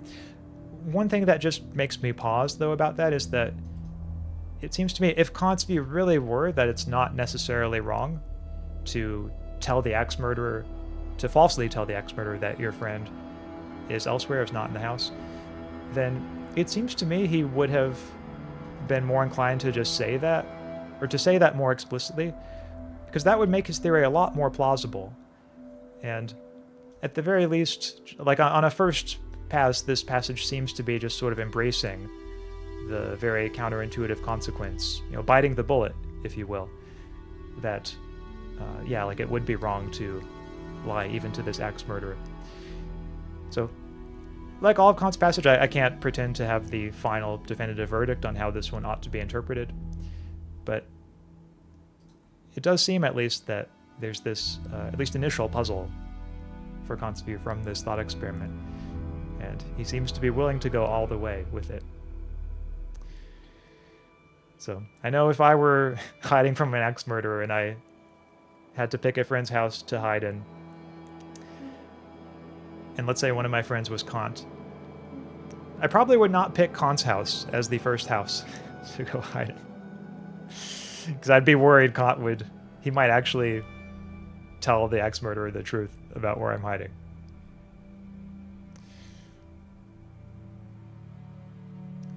But let's check the comments here. Half of the philosophy problems get answered with what if we put them in a hierarchy. Yeah, sometimes, yeah, just putting rules in a hierarchy can make a big difference to in terms of like what a theory says and making the theory come out more plausible. Yeah, the axe murderer going to the theme office to bring justice to Ken. Oh yeah, that's those who were here for yesterday's stream will recognize that reference of Ken in the FEMA office. Sorry to hear, TFR, that YouTube is censoring your comments objecting to Kant. YouTube confirmed Kantian. Maybe so. Yeah, that's a possibility that we can never discount. Yeah, maybe YouTube is very much pro-Kantian, anti-utilitarian.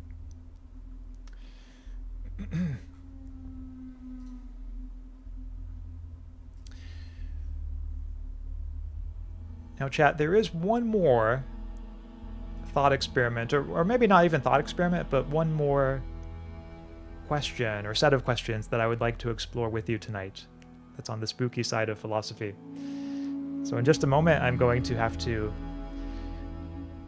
put away my image of the axe murderer at the door. So again, take a good long look if you want to burn the image into your mind.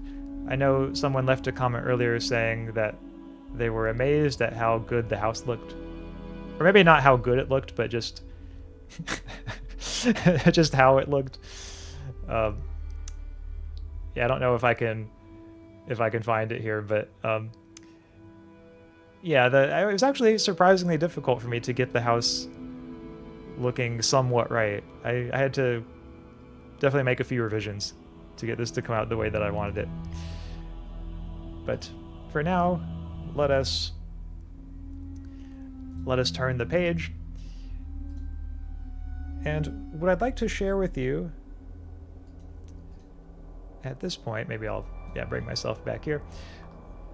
What I'd like to share with you is a bit about a different question. And this other question is, in particular, about a topic that many philosophers have written about, that many philosophers have considered close to their heart. Well, maybe not close to their heart, maybe that's the wrong way of putting it, but nevertheless, it's a question that has come up in much philosophy, including from all the way in ancient times, so not just recent philosophy. And this question is about death. That's right, should we fear death? In fact, maybe I'll go ahead and put that one here on the board, because this is going to be the question I'd like us to focus on. Should we fear death? I think it's very natural for a lot of people to think that maybe in some deep sense death is the scariest thing. Whether it's because it involves the unknown, or if it involves the end of our existence. A lot of people find that a very scary prospect, myself included. But some philosophers have wondered, is death really all that scary? Should we be scared of death? And I'd like to share with you some arguments that some philosophers have made that speak to that point. One of them was an ancient philosopher known as Epicurus. Epicurus, there he is.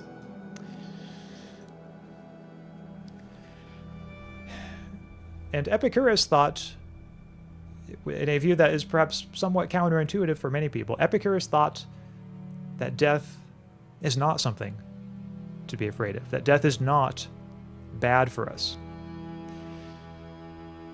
And he had a few arguments that he thought helped show this. So in a moment, we're going to be looking at some of Epicurus's arguments. First, though, just to show, I guess, a contrary view, because I want to put all views on the table.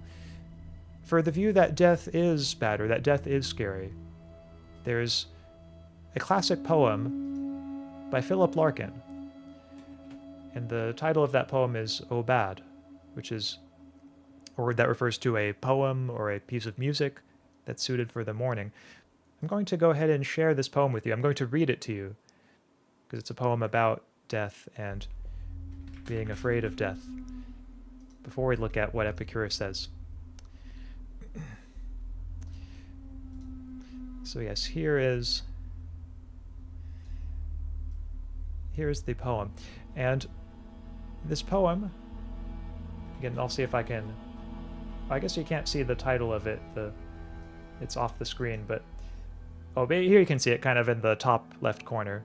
Again, that word obad means a poem or piece of music suitable to the morning. So here is the poem. I work all day and get half drunk at night. Waking at 4 to soundless dark, I stare. In time the curtain edges will grow light. Till then I see what's really always there. Unresting death, a whole day nearer now, making all thought impossible, but how and where and when I shall myself die. Arid interrogation, yet the dread of dying and being dead flashes afresh to hold and horrify. The mind blanks at the glare, not in remorse, the good not done, the love not given, time torn off unused, nor wretchedly because an only life can take so long to climb clear of its wrong beginnings, and may never. But at the total emptiness forever, the sure extinction that we travel to and shall be lost in always, not to be here, not to be anywhere, and soon, nothing more terrible, nothing more true. This is a special way of being afraid. No trick dispels. Religion used to try, that vast, moth-eaten musical brocade created to pretend we never die. And specious stuff that says no rational being can fear a thing it will not feel, not seeing that this is what we fear. No sight, no sound, no touch or taste or smell, nothing to think with, nothing to love or link with, the anesthetic from which none come round. And so it stays just on the edge of vision, a small unfocused blur, a standing chill that slows each impulse down to indecision. Most things may never happen. This one will. And realization of it rages out in furnace fear when we are caught without people or drink. Courage is no good. It means not scaring others. Being brave lets no one off the grave. Death is no different whined at than withstood. Slowly light strengthens, and the room takes shape. It stands plain as a wardrobe, what we know, have always known, know we can't escape, yet can't accept. One side will have to go. Meanwhile, telephones crouch, getting ready to ring in locked-up offices, and all the uncaring, intricate, rented world begins to rouse.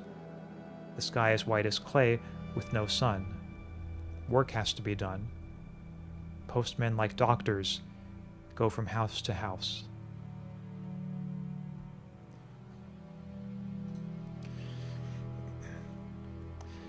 So thank you, chat, for listening to that with me, for reading that with me. That's a poem that I first read in high school, and I remember it made quite an impression on me in terms of my thinking about death. And I think for a lot of people, that poem captures something about the way that they fear death, the prospect of non-existence. But one person who did not fear death, again, was Epicurus, shown right here next to me. And so I'd like to share with you now a little bit about what Epicurus thought and why he thought it. And in particular, the good source of writings, I think probably the most classic statement that he makes on this is from a writing of his. It was actually a letter to someone that he knew. I believe it's called Letter to Menocius, though I could be mispronouncing the name. Letter to Menocius. So you can see it there. I have it in my browser. And there's a short passage from him that I would like to read. It's one of his most famous paragraphs. So this paragraph that begins with his statement, "Accustom yourself to believe that death is nothing to us, for good and evil imply awareness, and death is the privation of all awareness. Therefore, a right understanding that death is nothing to us makes the mortality of life enjoyable, not by adding to life an unlimited time, but by taking away the yearning after immortality. For life has no terror, for those who thoroughly apprehend that there are no terrors for them in ceasing to live. Foolish, therefore, is the person who says that he fears death, not because it will pain when it comes, but because it pains in the prospect. Whatever causes no annoyance when it is present causes only a groundless pain in the expectation.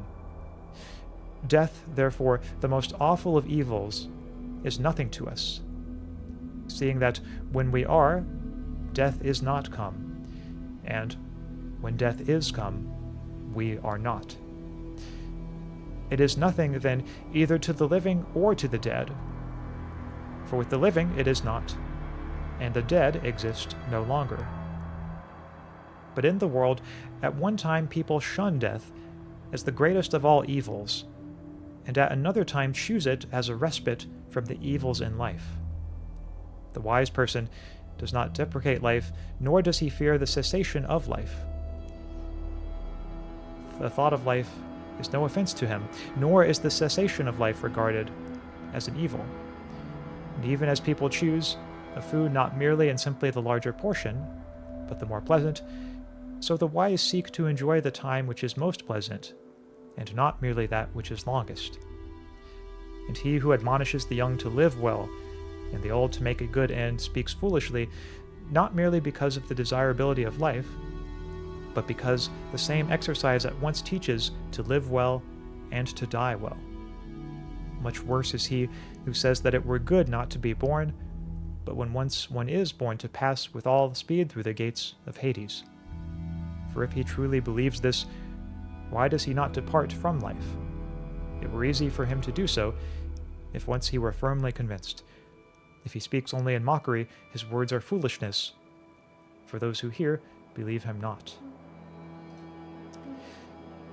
So that passage, I think it's fair to say, a bit like the Kant, but in a slightly different way, has a style that I think most modern readers will perhaps not be very familiar with, and will perhaps find difficult to really make sense of. Just to sort of break it down for a bit, why don't we go back here, and yeah, let's talk about, because there are really what I see as two main arguments in this passage about death and whether death is a bad thing.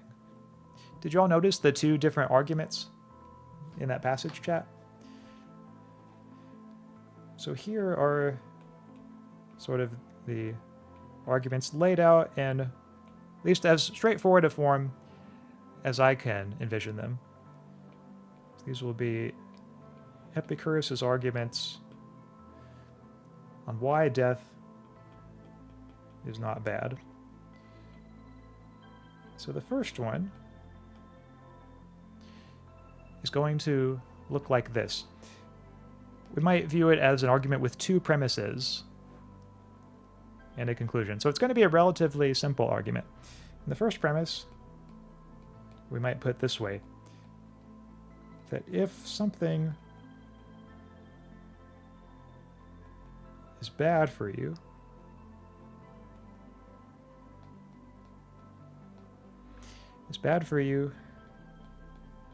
then you are aware of that thing. In other words, for something to be bad for you, it has to have some bearing on your sensations. Like, it has to make some difference to what you consciously experience. Like, a good example would be, it might be bad for me to get my arm broken, because if my arm gets broken, I'm going to be aware of it. I'm going to be in a lot of pain. That pain is going to be very present in my awareness. But on the other hand, like, if I wasn't aware of something at all, if it didn't make any difference whatsoever to what I experienced, didn't make any difference to my consciousness, then what Epicurus is suggesting is that it seems that that thing could not be bad for me. That is the first premise of this argument, a premise that he seems to find very intuitive. Now, the second premise is that in death, is once you are dead, you're not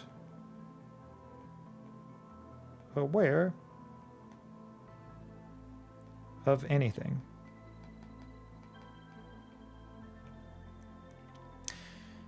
So here Epicurus is suggesting that there is no afterlife, or perhaps at least not an afterlife where one is conscious or aware of anything. But it seems like, especially given his later argument, he just seems to think that, yeah, there is no afterlife. Like, once you die, that's the end of you, the end of all your awareness. And so it's not like once you're dead, you're going to be feeling bad about it, or you're going to be in pain or anything like that. Instead, there's just going to be no awareness whatsoever. And now, notice what happens when we combine these two claims. We look at, okay, what follows from the conjunction of these two premises? Well, for something to be bad for you, you have to be aware of that thing. And if in death, you're not aware of anything, well, it seems to follow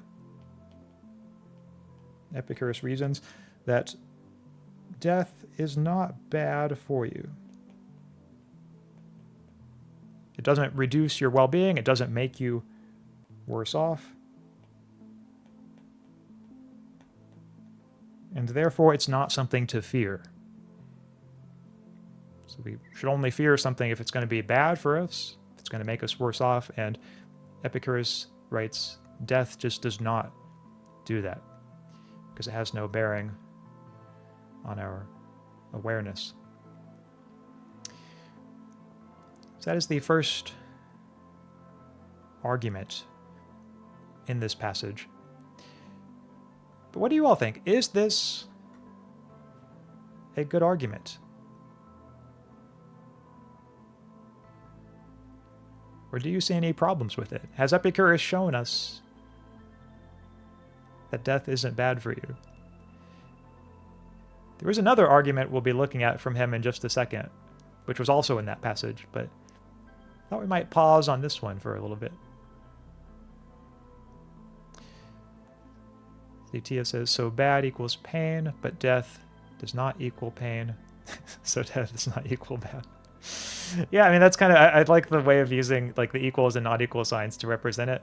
It's kind of a funny, just like interesting way of doing it. But essentially, yeah, like if you had to boil down his argument to like a really short, very concise form, then that would basically be it. Is that, I mean, I guess to be fair, he does leave it open that maybe there are things that are bad besides pain, but you still have to be aware of them for them to be bad for you. Like an example would be, like, let's say I miss out on a certain experience. Like maybe I miss out on like getting to go to a really good school and getting to like learn a lot, and instead I have to, you know, not go to school because maybe just my life circumstances don't allow me to go to the really good school. I might not care that much. Maybe I'm not the kind of person who just really cares much about learning and missing out on it. But like it's at least open to Epicurus to say that that would still be bad for me, even if it doesn't cause pain. Like I might be aware, like on an abstract level, of having missed out on the learning, or actually maybe I should say like maybe it's not that I don't care much about it, but maybe it's just that I don't feel pain from it. Maybe it's just kind of like a very abstract awareness of like, hey, this was bad for me, but I just don't really feel it as pain. I think it would be open to Epicurus, at least open to in terms of this argument, to say like that could still be bad for me, even if it's not in terms of pain. But like still, like, you know, setting aside cases like that, like for all practical purposes, I think it's fair to say that, yeah, he's thinking of badness, at least primarily in terms of like, you know, what I'm sensing, and pain is the most obvious case of something that would be bad for me in those terms. Let's see, Tontioka says, death is unfair, but the reasons are fair. Okay. Kind of an intriguing statement, almost a little bit poetic. I'm not entirely sure I understand. I might need an example to fully understand. Oh, I understood something like that. Well, he doesn't know, doesn't he? Death seems like the mirror of another thing I find kind of creepy. We know... Sorry, I'm having to move my head to see your comment. We know the reasons and that, but not what it causes. Oh, yeah. Yeah, we don't exactly know for sure what comes after death. Or at least I think most people would say we don't know for sure. So that element of the unknown is a big part of the fear behind it. I'll just say for my part, one thing that often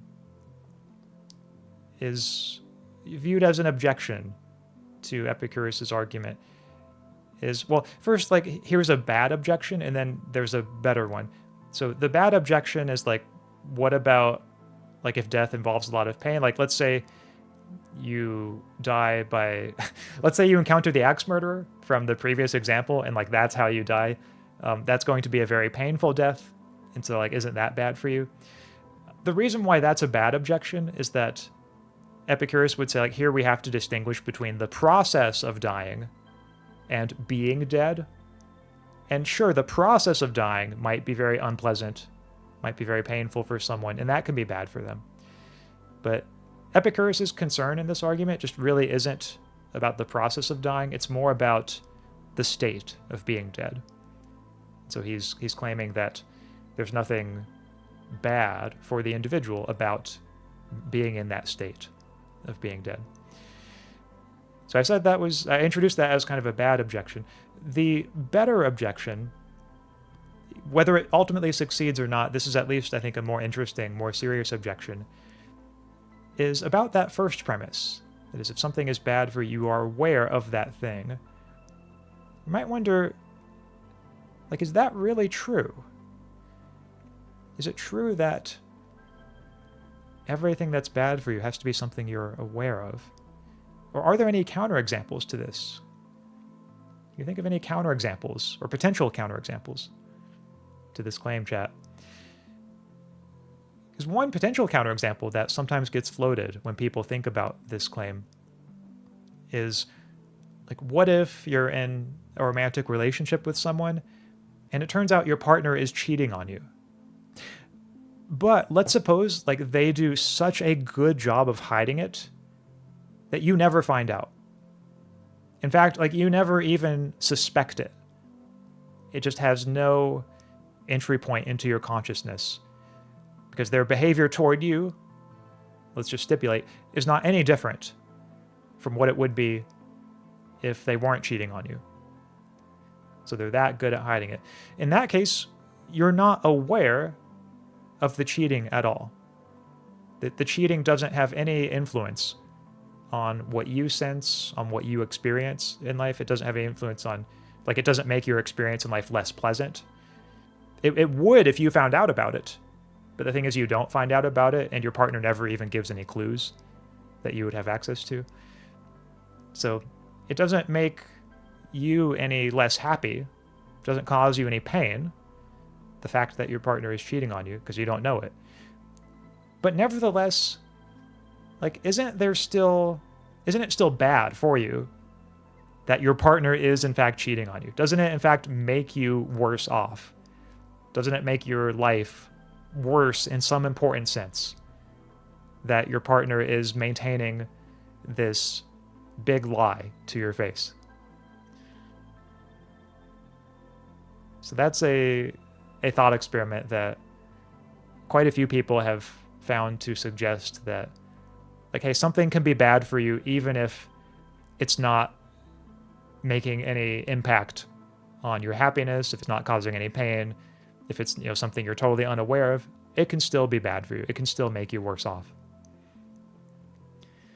And I suppose I find that fairly convincing myself. Like, that seems plausible to me. I think I do have that intuition. So that would be probably what I would say is the most plausible objection to this argument. But there could be others, or maybe there are people who think that maybe there are good responses on behalf of the Epicurean to that argument. But at the very least, I will say that, yeah, to me, that first premise seems like the one that's most open to attack.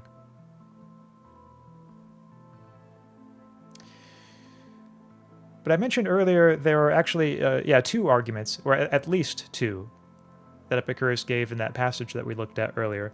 Let's take a look at the second one, because the second one, I think it's fair to say, is the most interesting one, and the one that has been discussed the most, and that I think most philosophers would find poses the biggest challenge to those who think that death is bad. So the second argument that Epicurus makes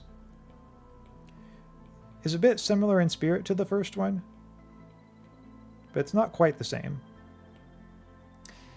So this is what the second argument is going to look like. The second argument goes, if something is bad for you,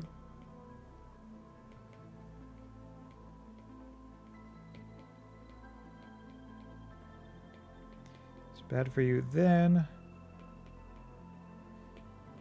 you exist. In other words, like for something to be bad for you, you have to exist. There has to be a you there for that thing to be bad for. If you don't exist, then like nothing can be good or bad for you. You just have like no well-being at all, no suffering at all, no just the very state of having like well-being just does not apply to you if you do not exist. Now you probably see where this one's going. Like the last argument, it's going to have two premises. The second premise, in this case,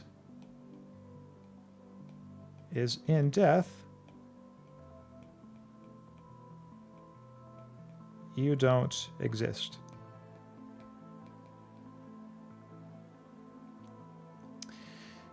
Or you no longer exist. Like once you die, that's the end of your existence.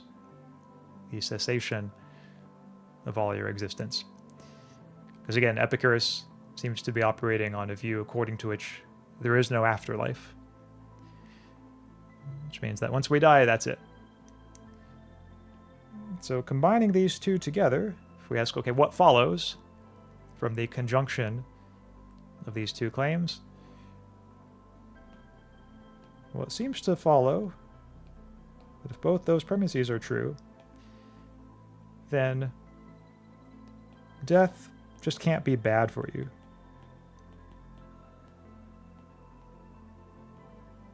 Again, if it were bad for you,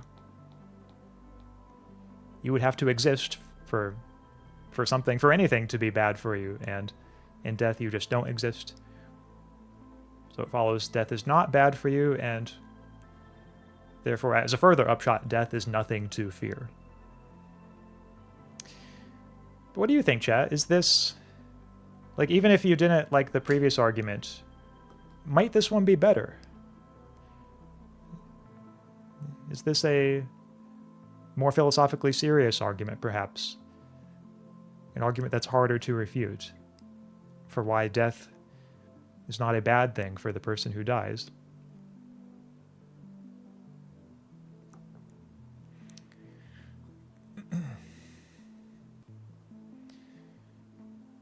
See, Tontioka says, I ate a cookie. Oh, okay, good to know. Hope you enjoyed it. Oh, I remembered a phrase. Terradito said, I remembered a phrase, struggle to do so. Oh no, I'm probably going to mispronounce the Spanish. I'm going to try. Ojos que no ven, corazón que no siente. Again, I probably butchered that, but let's see. Eyes that don't see, heart that doesn't feel. A very apt phrase when it comes to death. A song I like follows up by mentioning a blind man being cheated on. Okay, yeah, that is I can see the connection there to the thought experiment I was giving earlier. The fact that he's blind makes it even, like, I would just want to say to his partner, like, come on. Maybe that's not fair, or maybe, I don't know if it makes the cheating any worse, in fact, but at the very least it's an example that maybe tugs on one's emotions a little bit more.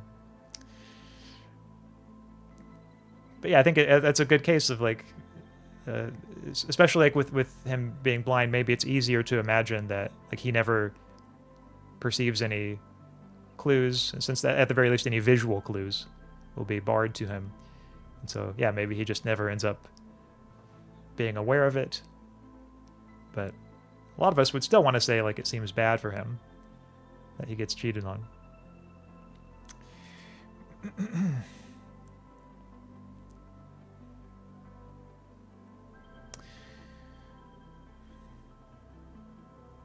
Yeah, so is this a solid argument, or does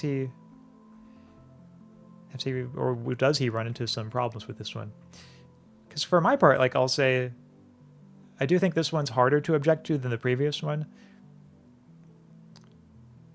But kind of like the previous one, I think if I had to pick a premise to reject, I would reject the first premise. Even though the premise sounds very plausible when you put it in the abstract, I think I am sympathetic to the thought that something can be bad for you even if you don't exist.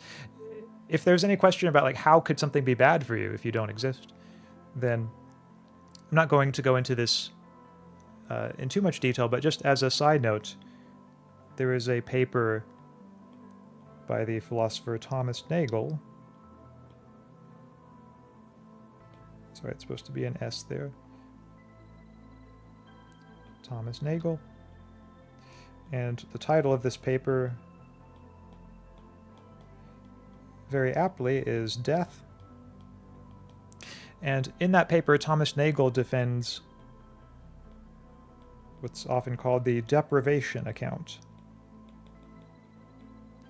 of the badness of death. So the thought is that death is bad because it deprives a person of the good experiences that they would otherwise have had. It's like if somebody is living a good life, but then they die, well, the thought is they would have been better off if they had gotten to keep having those good experiences. But death, as the cessation of all of these good experiences, it deprives them, and that's what the badness consists in. I think that's probably the view that I'm most sympathetic to myself, which is not to say that it's correct. Could be wrong. But for anyone who's interested in reading more on this, that you might find that Thomas Nagel piece quite interesting. It's kind of like Epicurus' writing. It's one of the, I guess, classic readings in this sphere. Even though Thomas Nagel is still alive, I'm pretty sure.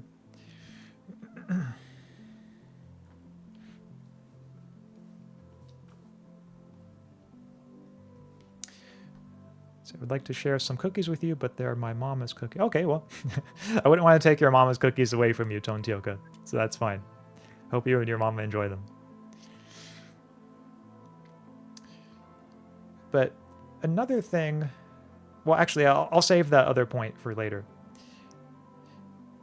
So there is one more argument on the subject of death that I do want to go into. But it's an argument that was not actually made by Epicurus, at least not as far as anyone knows, but it is very closely related to something that Epicurus thought. And this other argument comes from Lucretius, who was a later philosopher than Epicurus, but he was very sympathetic to Epicurus in a lot of ways, including on the subject of death. So Epicurus and Lucretius very strongly agreed with each other that death is not something to fear. And I'd like to share with you a little bit about why Lucretius thought this, because Lucretius gives his own argument. It's a little different from the ones that we've been looking at so far about whether death is bad and or why death, according to Lucretius, is not bad. But the way in which he gives the argument is kind of distinctive. He actually gives it in the form of a poem. So Lucretius wrote a very long poem called On the Nature of Things.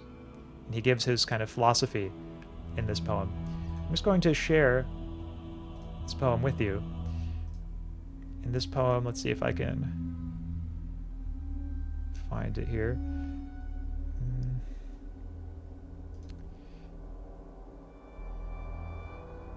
Oh, that's okay. Sorry, I have to open it up on my computer first.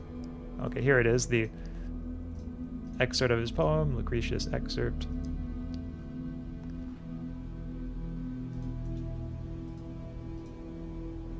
There it is. Okay. Thank you all for your patience. So, again, this is just a short section of a much longer poem, but I'm just going to read this one. Look back.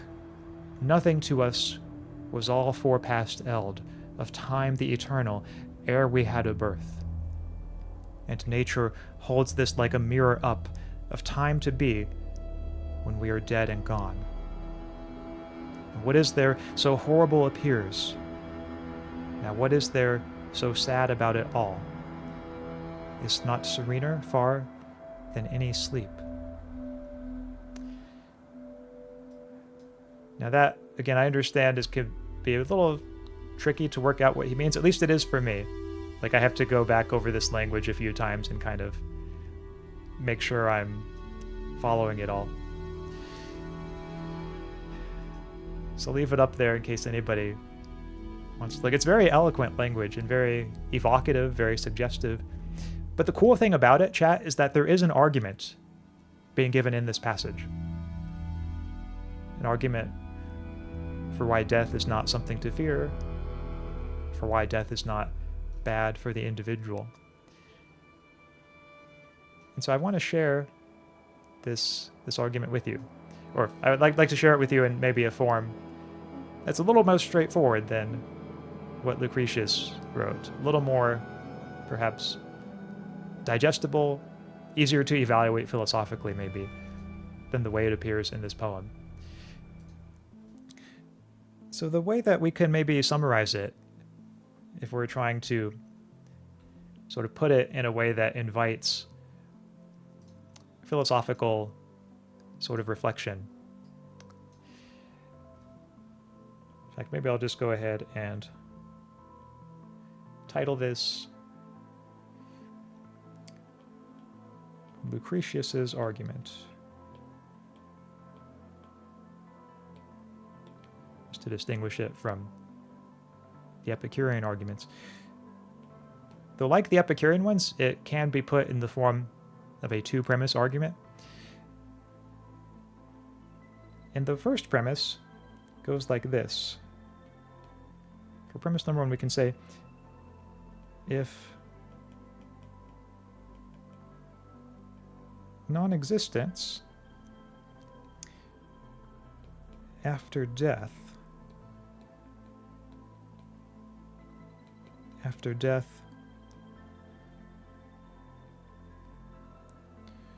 will be bad for you,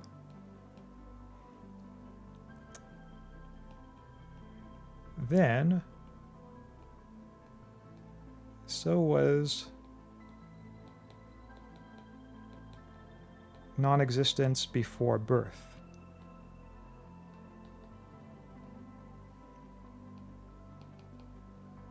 So before you were born.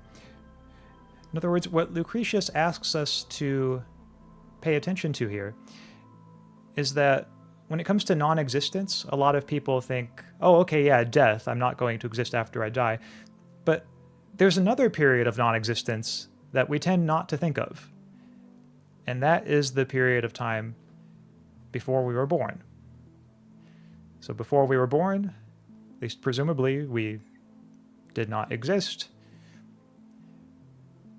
And Lucretius seems to be suggesting that if it'll be bad for us not to exist after we die, then by parity of reasoning, don't we have to also say it will be bad for us to not, or it was bad for us rather, not to have existed before we were born? Doesn't it seem like we were missing out? Like it's, tragic that we were not born earlier. Like it seems like that would be a consequence sort of that we're committed to if we think non-existence after death was bad for you. And here's where the second premise comes in. Lucretius suggests, like, okay, isn't this just, like, really implausible to think that, like, non-existence before birth was bad for you? Like, surely it wasn't. So we can just say for premise 2, very directly, non-existence before birth wasn't bad for you. You were not suffering any misfortune from not having been born earlier. Like if we just go back to, like, in our own case of, like, not being alive in the year like 1500, or like not being alive in the entire 15th and 16th century. Like when we look back at that, does it seem like, do we think, oh gee, like, yeah, that was so bad for me, like not having been alive then? No, we just tend, like, not to think of it as anything that's important at all. At least not important in terms of, like, how well we're doing or how well our life is going. The fact that there was a perhaps infinitely long period when we didn't exist just really doesn't seem to matter that much. And so, from these two, it seems to follow that since non-existence before birth wasn't bad for us, and after death it's going to be non-existence again, surely non-existence after death is also not bad for us. We could say, therefore, non-existence after death won't be bad for you.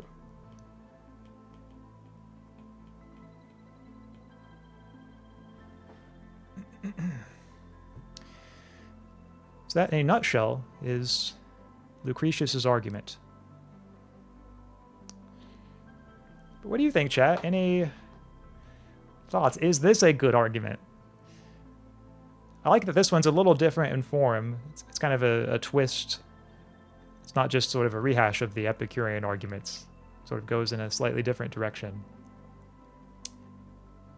But does it succeed? Does it show that, in fact, there is nothing bad for the individual in dying?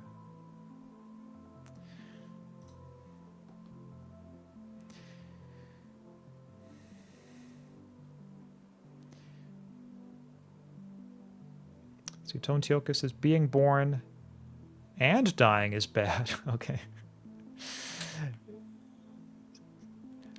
I'm not sure if I might be missing some context on how to interpret that one. But if your view is that being born is bad, then you are what's known as an antinatalist. So someone who thinks that it's a misfortune to the individual to come into existence. And there are some philosophers who are antinatalists, like David Benatar is probably the most prominent, at least contemporary, example. It's never a view I've been particularly drawn to, but I guess for people who maybe have a bit of a certain pessimism in their outlook, maybe antinatalism can seem kind of plausible. Like maybe we're morally obligated not to bring new humans into existence if there's just too much suffering, say. But if being born and dying is bad, it seems to me like it would be hard to combine those views. Like if being born is bad, then like why would dying be bad too? Although, I mean, to be fair, I guess antinatalists do try to combine them. Because like antinatalists in general are not going to say that it would be better for the individual, to commit suicide. Instead, they're going to say, like, no, we shouldn't bring new people into existence, but like for those who are already in existence, like you shouldn't just kill yourself. So that's going to be a line that they try to walk. Whether they can do so successfully or not is another question. But yeah, that gets into kind of interesting debate in its own right.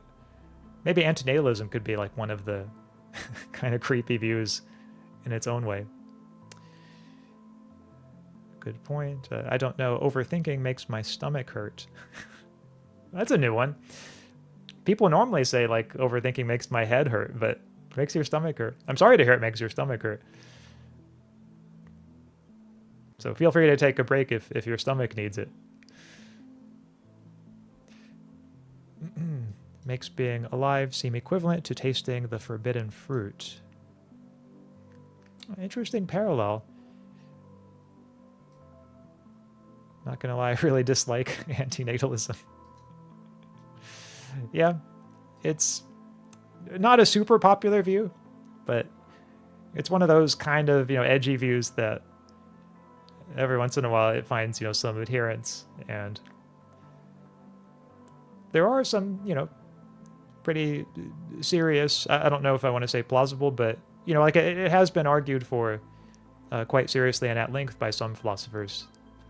Like if you're interested in reading more about it, David Benatar has a book called Better Never to Have Been, in which he sort of defends antinatalism at length.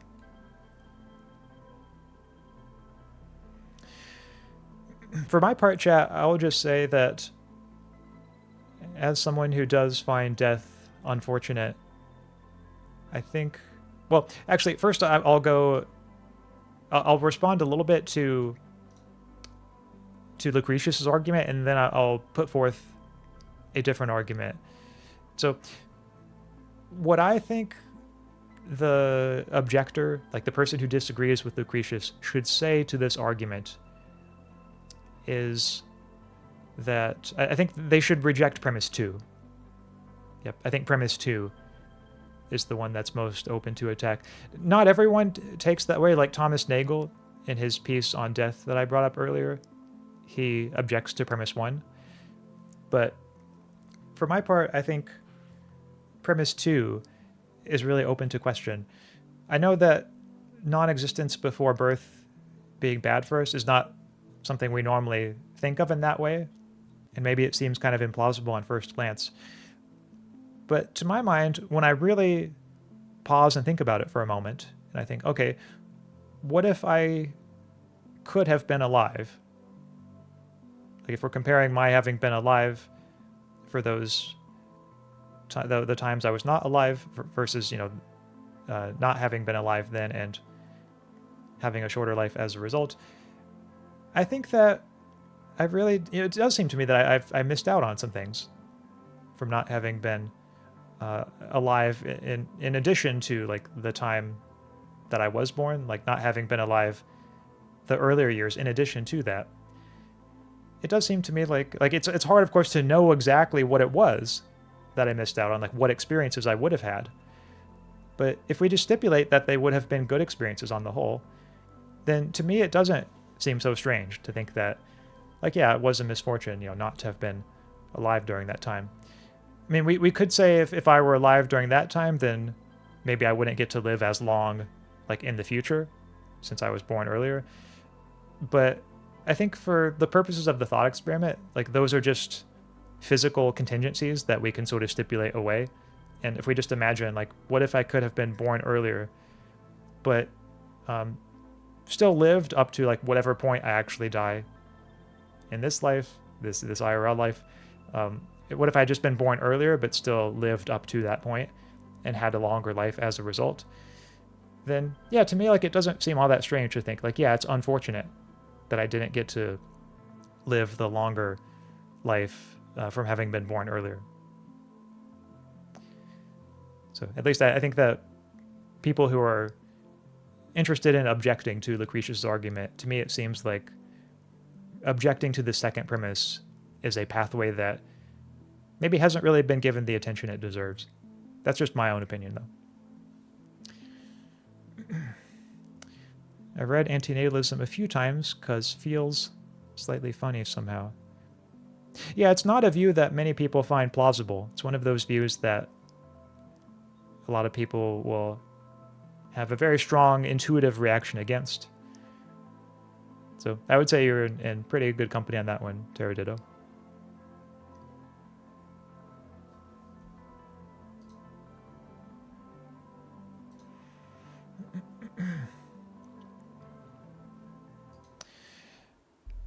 So again, that's, oh, there you can see my notes on the screen. Okay, that's cool. We have the kind of Lucretius argument still here, even though it's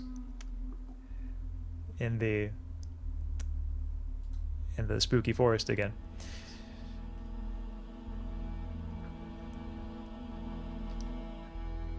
On that note, since we are back here, I'm going to make sure I haven't missed... I probably have missed some comments from people, and I apologize for those I did. But I want to make sure I didn't miss any on this last one in particular.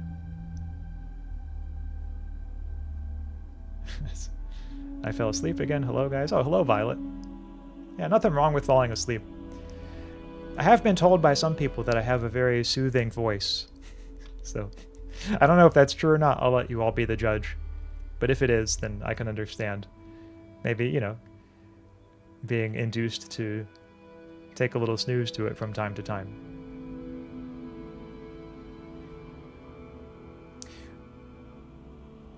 one thing I would be curious to know as people are kind of thinking about the different facets of spooky philosophy that we've looked at today, is there one that you find the spookiest? So just as a reminder, the first one we looked at was the issue of the utility monster, which feels like so long ago, right? Remember, chat, you're gonna have to use your memories for this one. Remember when we talked about the utility monster? And I showed you the drawing that all of you were a very big fan of. See, there it is again, if you want to see it again. That was the first one that we talked about. And then we also talked about Kant and the axe murder at the door, and how that puts pressure on sort of Kantian ethics, at least as it's standardly been interpreted. And then lastly, we had talked about Epicurus and Lucretius on the subject of death, and whether death is something to fear. So we've covered a lot of ground, actually, in today's stream. Yeah, looked at a lot of different thought experiments and sort of facets of spooky philosophy. See, Tia says, utility con, I don't deserve to be in, no matter how cute he is. Yeah, that's fair. I think I would very much agree with that statement. Like, if you were eaten, Tia Fair, even if it were by the utility monster, I'd be pretty bummed. Yep. That would be a sad day. Always sad to me when one of my viewers gets eaten by the utility monster. There's just nothing to prepare you for that, you know? Nothing that can prepare you for that experience. Pterodito says, to me, the utility monster is too simple to be scary. The murderer too annoying of an idea. And death is unknowable. That's why I don't know. Yeah, nothing wrong with suspending judgment in a case like this. And I mean, if I had to pick, I would say probably death, but that's just maybe partly a matter of my own predilections, my own sort of tendencies in thought and in feeling. I would like to believe the Epicurean and Lucretian arguments for why death isn't a bad thing, but I don't think I ultimately find them to be that convincing. I know they have convinced a lot of people, including like my former philosophy professors. At least some of them I know were big fans of these arguments. But yeah, for the reasons gone into earlier, to me they just don't seem like arguments that I can imagine myself accepting. Death is something that will happen, of course, but the fear of going through death is terrifying. Yeah, that's also a good note, because even if you are someone who thinks that being dead is not bad for you, you can still perfectly well acknowledge that the process of dying might be very unpleasant, and that could cause a lot of fear. Now I'm afraid of axe murderer. Oh no, I hope you don't have nightmares.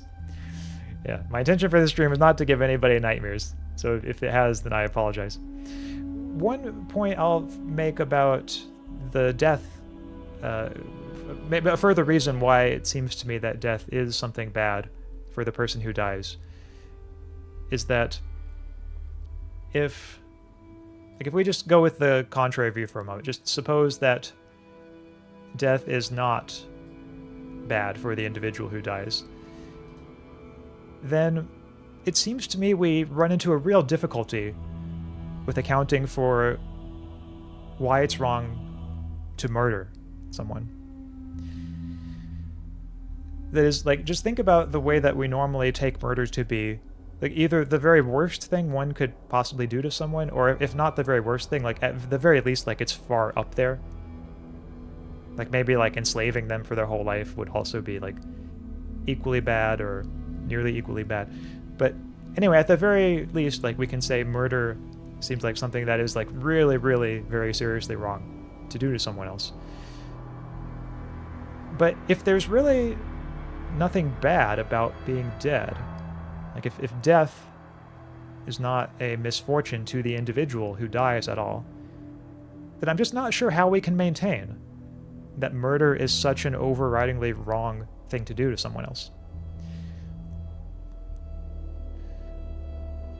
Like, there are some ways one might try to defend that judgment, but I don't think they succeed. Like, for example, someone might say, oh, well, like, murder is wrong because it's really painful and, like, causing the pain to someone is bad.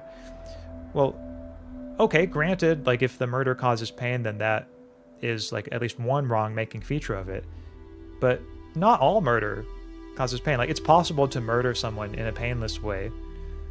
Like, maybe you kill them in their sleep, or, like, you know, administer them poison that just knocks them out, and then they die without feeling any pain. Like, that seems possible, and it would still be just an immensely wrong thing to do to someone else if you were to kill them, even, you know, without causing them pain. So I don't think we can appeal to pain as the reason why murder is so wrong. Some would say, okay, well, doesn't it violate the victim's autonomy? And isn't that enough to make it, like, super wrong to do? And true, like, yeah, murder does violate the victim's autonomy, but it also is unclear to me that that's enough to justify the extent of the wrongness involved in murder.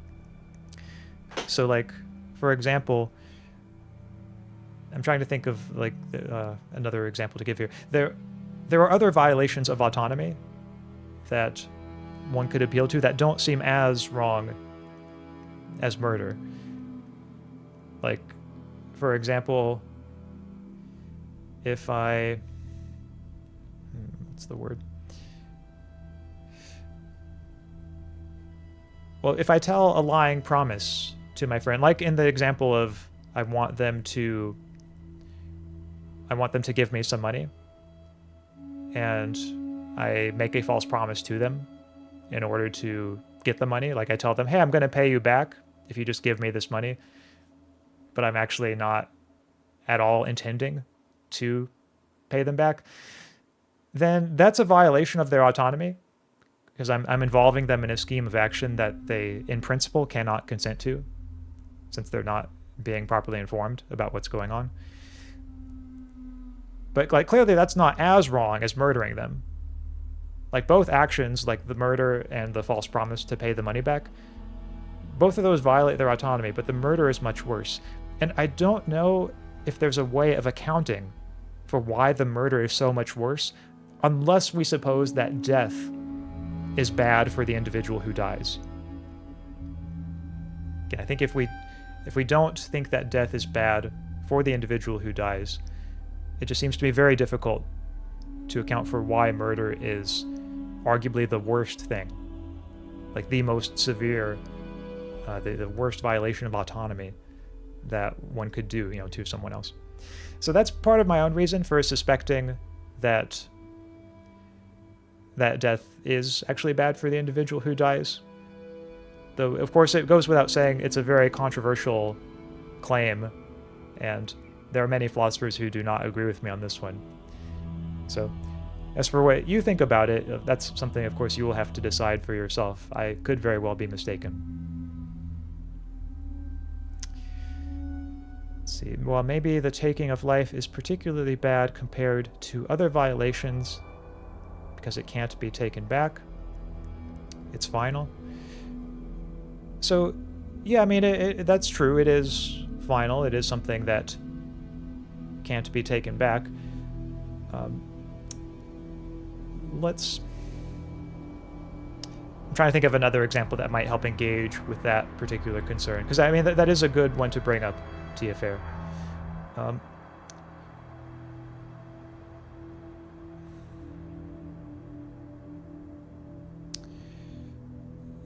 Yeah, sorry, I'm having trouble. I'm trying to think of, like, taking away something else in a way that's final, but where it intuitively doesn't seem as wrong as murder.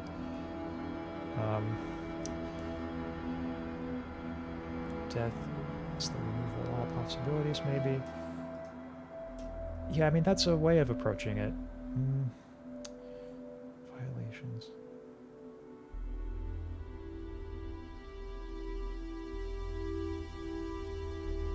Well, okay, how about this? Let's suppose that I know someone who's like applying to a certain art school, and we'll just suppose it's a very special and very unusual art school, such that you only get to apply once. And if you're not accepted that first time, then you can never be accepted. Like it's final. It's a final rejection. Now, suppose that with that person's application, it's like my friend's application, but I, like before they submit it, I like open the envelope and falsify the information and just kind of mess up their art, mess up their portfolio, but then like reseal the envelope and send it to them, send it to the school, and the school ends up rejecting them, you know, turning the application down as a result of that. Well, it seems like that's a violation of my friend's autonomy, and it's also one that is final in a sense, in that like they're never going to get this chance again. But also, like, it seems to me it's not as wrong as murdering my friend. So I guess I'm not sure if we can account for the extra added, you know, wrongness of murder in terms of just like the violation of autonomy is final, like it can't be taken back. Because I think there are other violations of autonomy that share that feature, but don't seem as wrong as murder.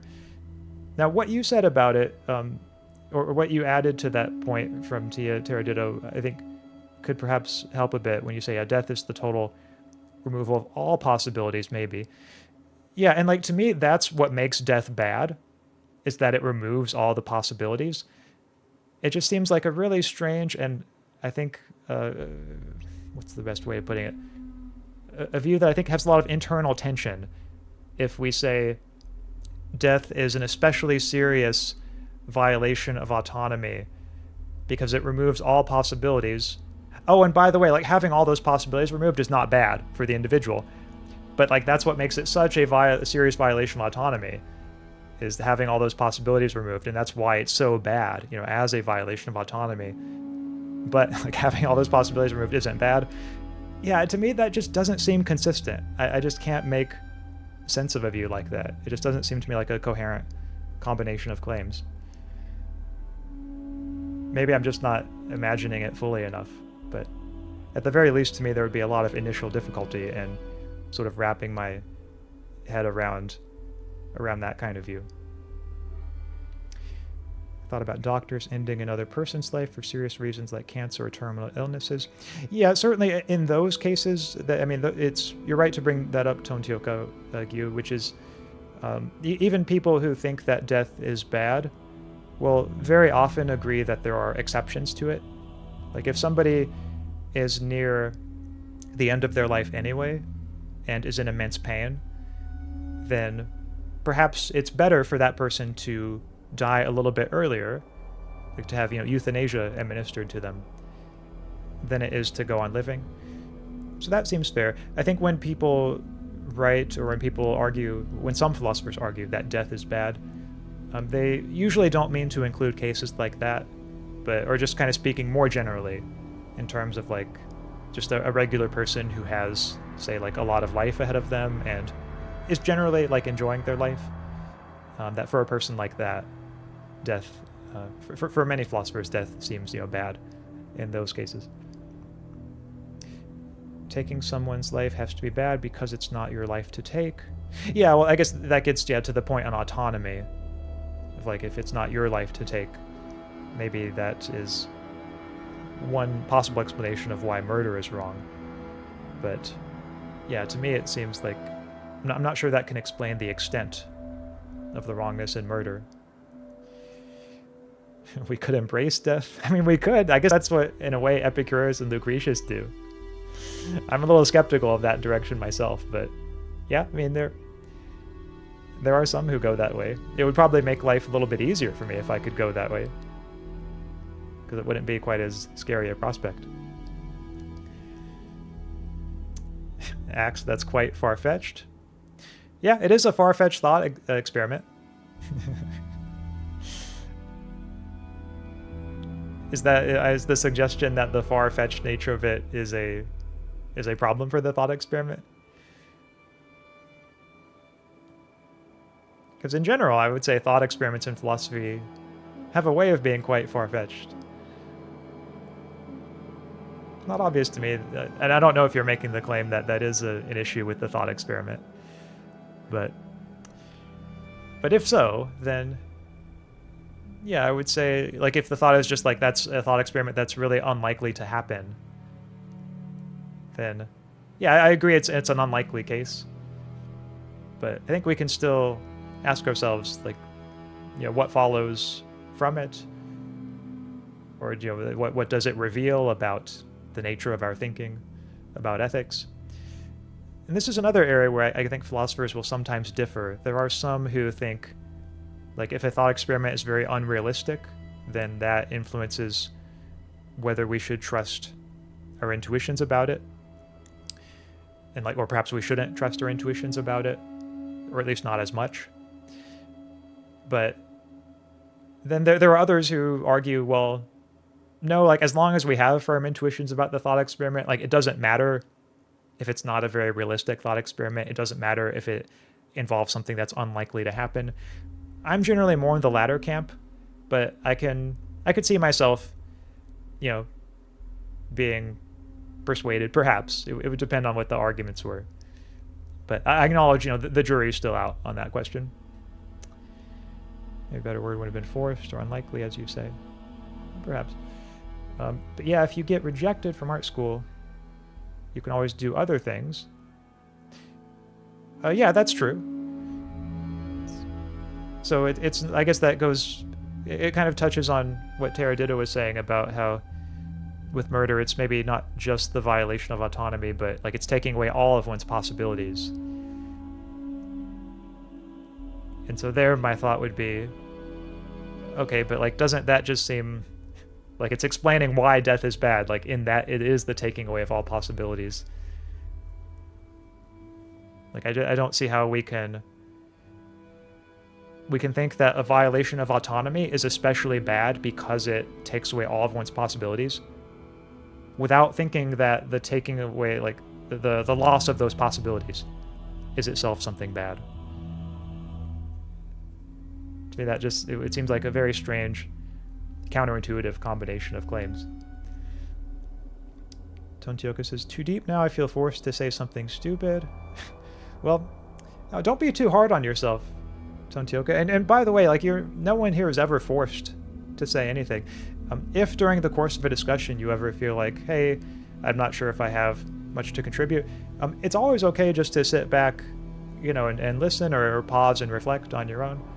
So yeah, I don't want anyone to ever feel pressured to say, things if they don't feel like it.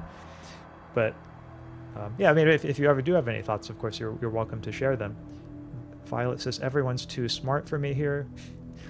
Well, this goes back to, yeah, again, the thought of it's easy to be too hard on yourself.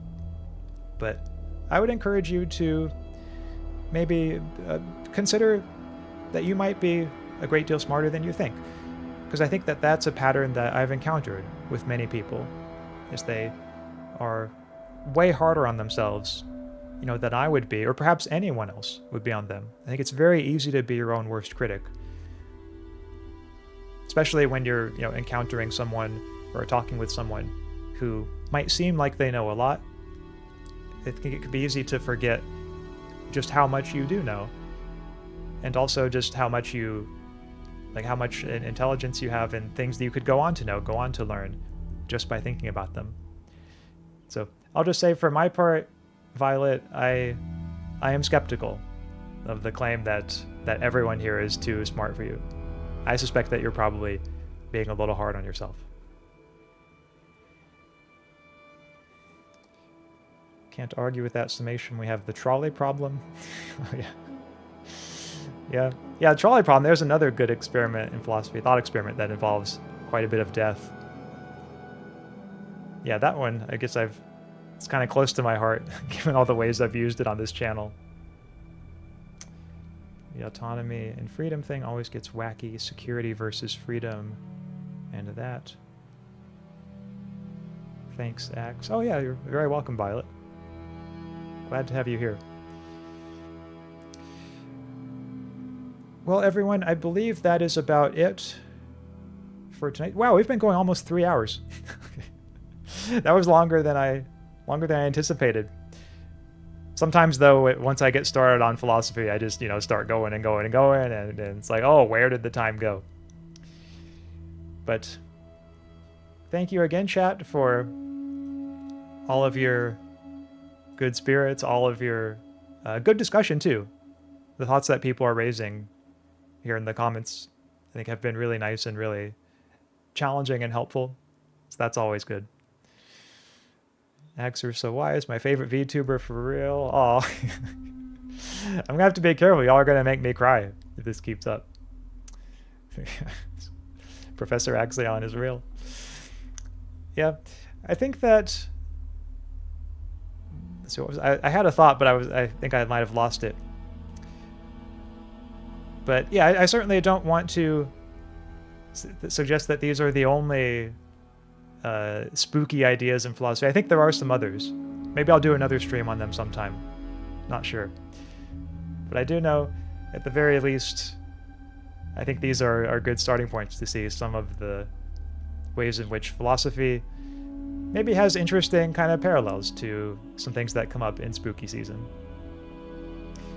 One thing, to me, the random philo thing that's creepy is the idea of a cause without a reason. It's both completely illogical and kind of logical. Oh, like brute facts? Yeah, like something that just has no explanation at all. Yeah, Teradiddle, it sounds like maybe you're sympathetic to the principle of sufficient reason. The idea that everything that exists has some kind of explanation for its existence. Can we see UtilityCon again? Okay. Yep, just since you asked TFR, yep, if people want to see UtilityCon again, there he is. I forgot to follow you on Twitter. Oh, no worries, Stone Teoka. You can always follow me anytime you want.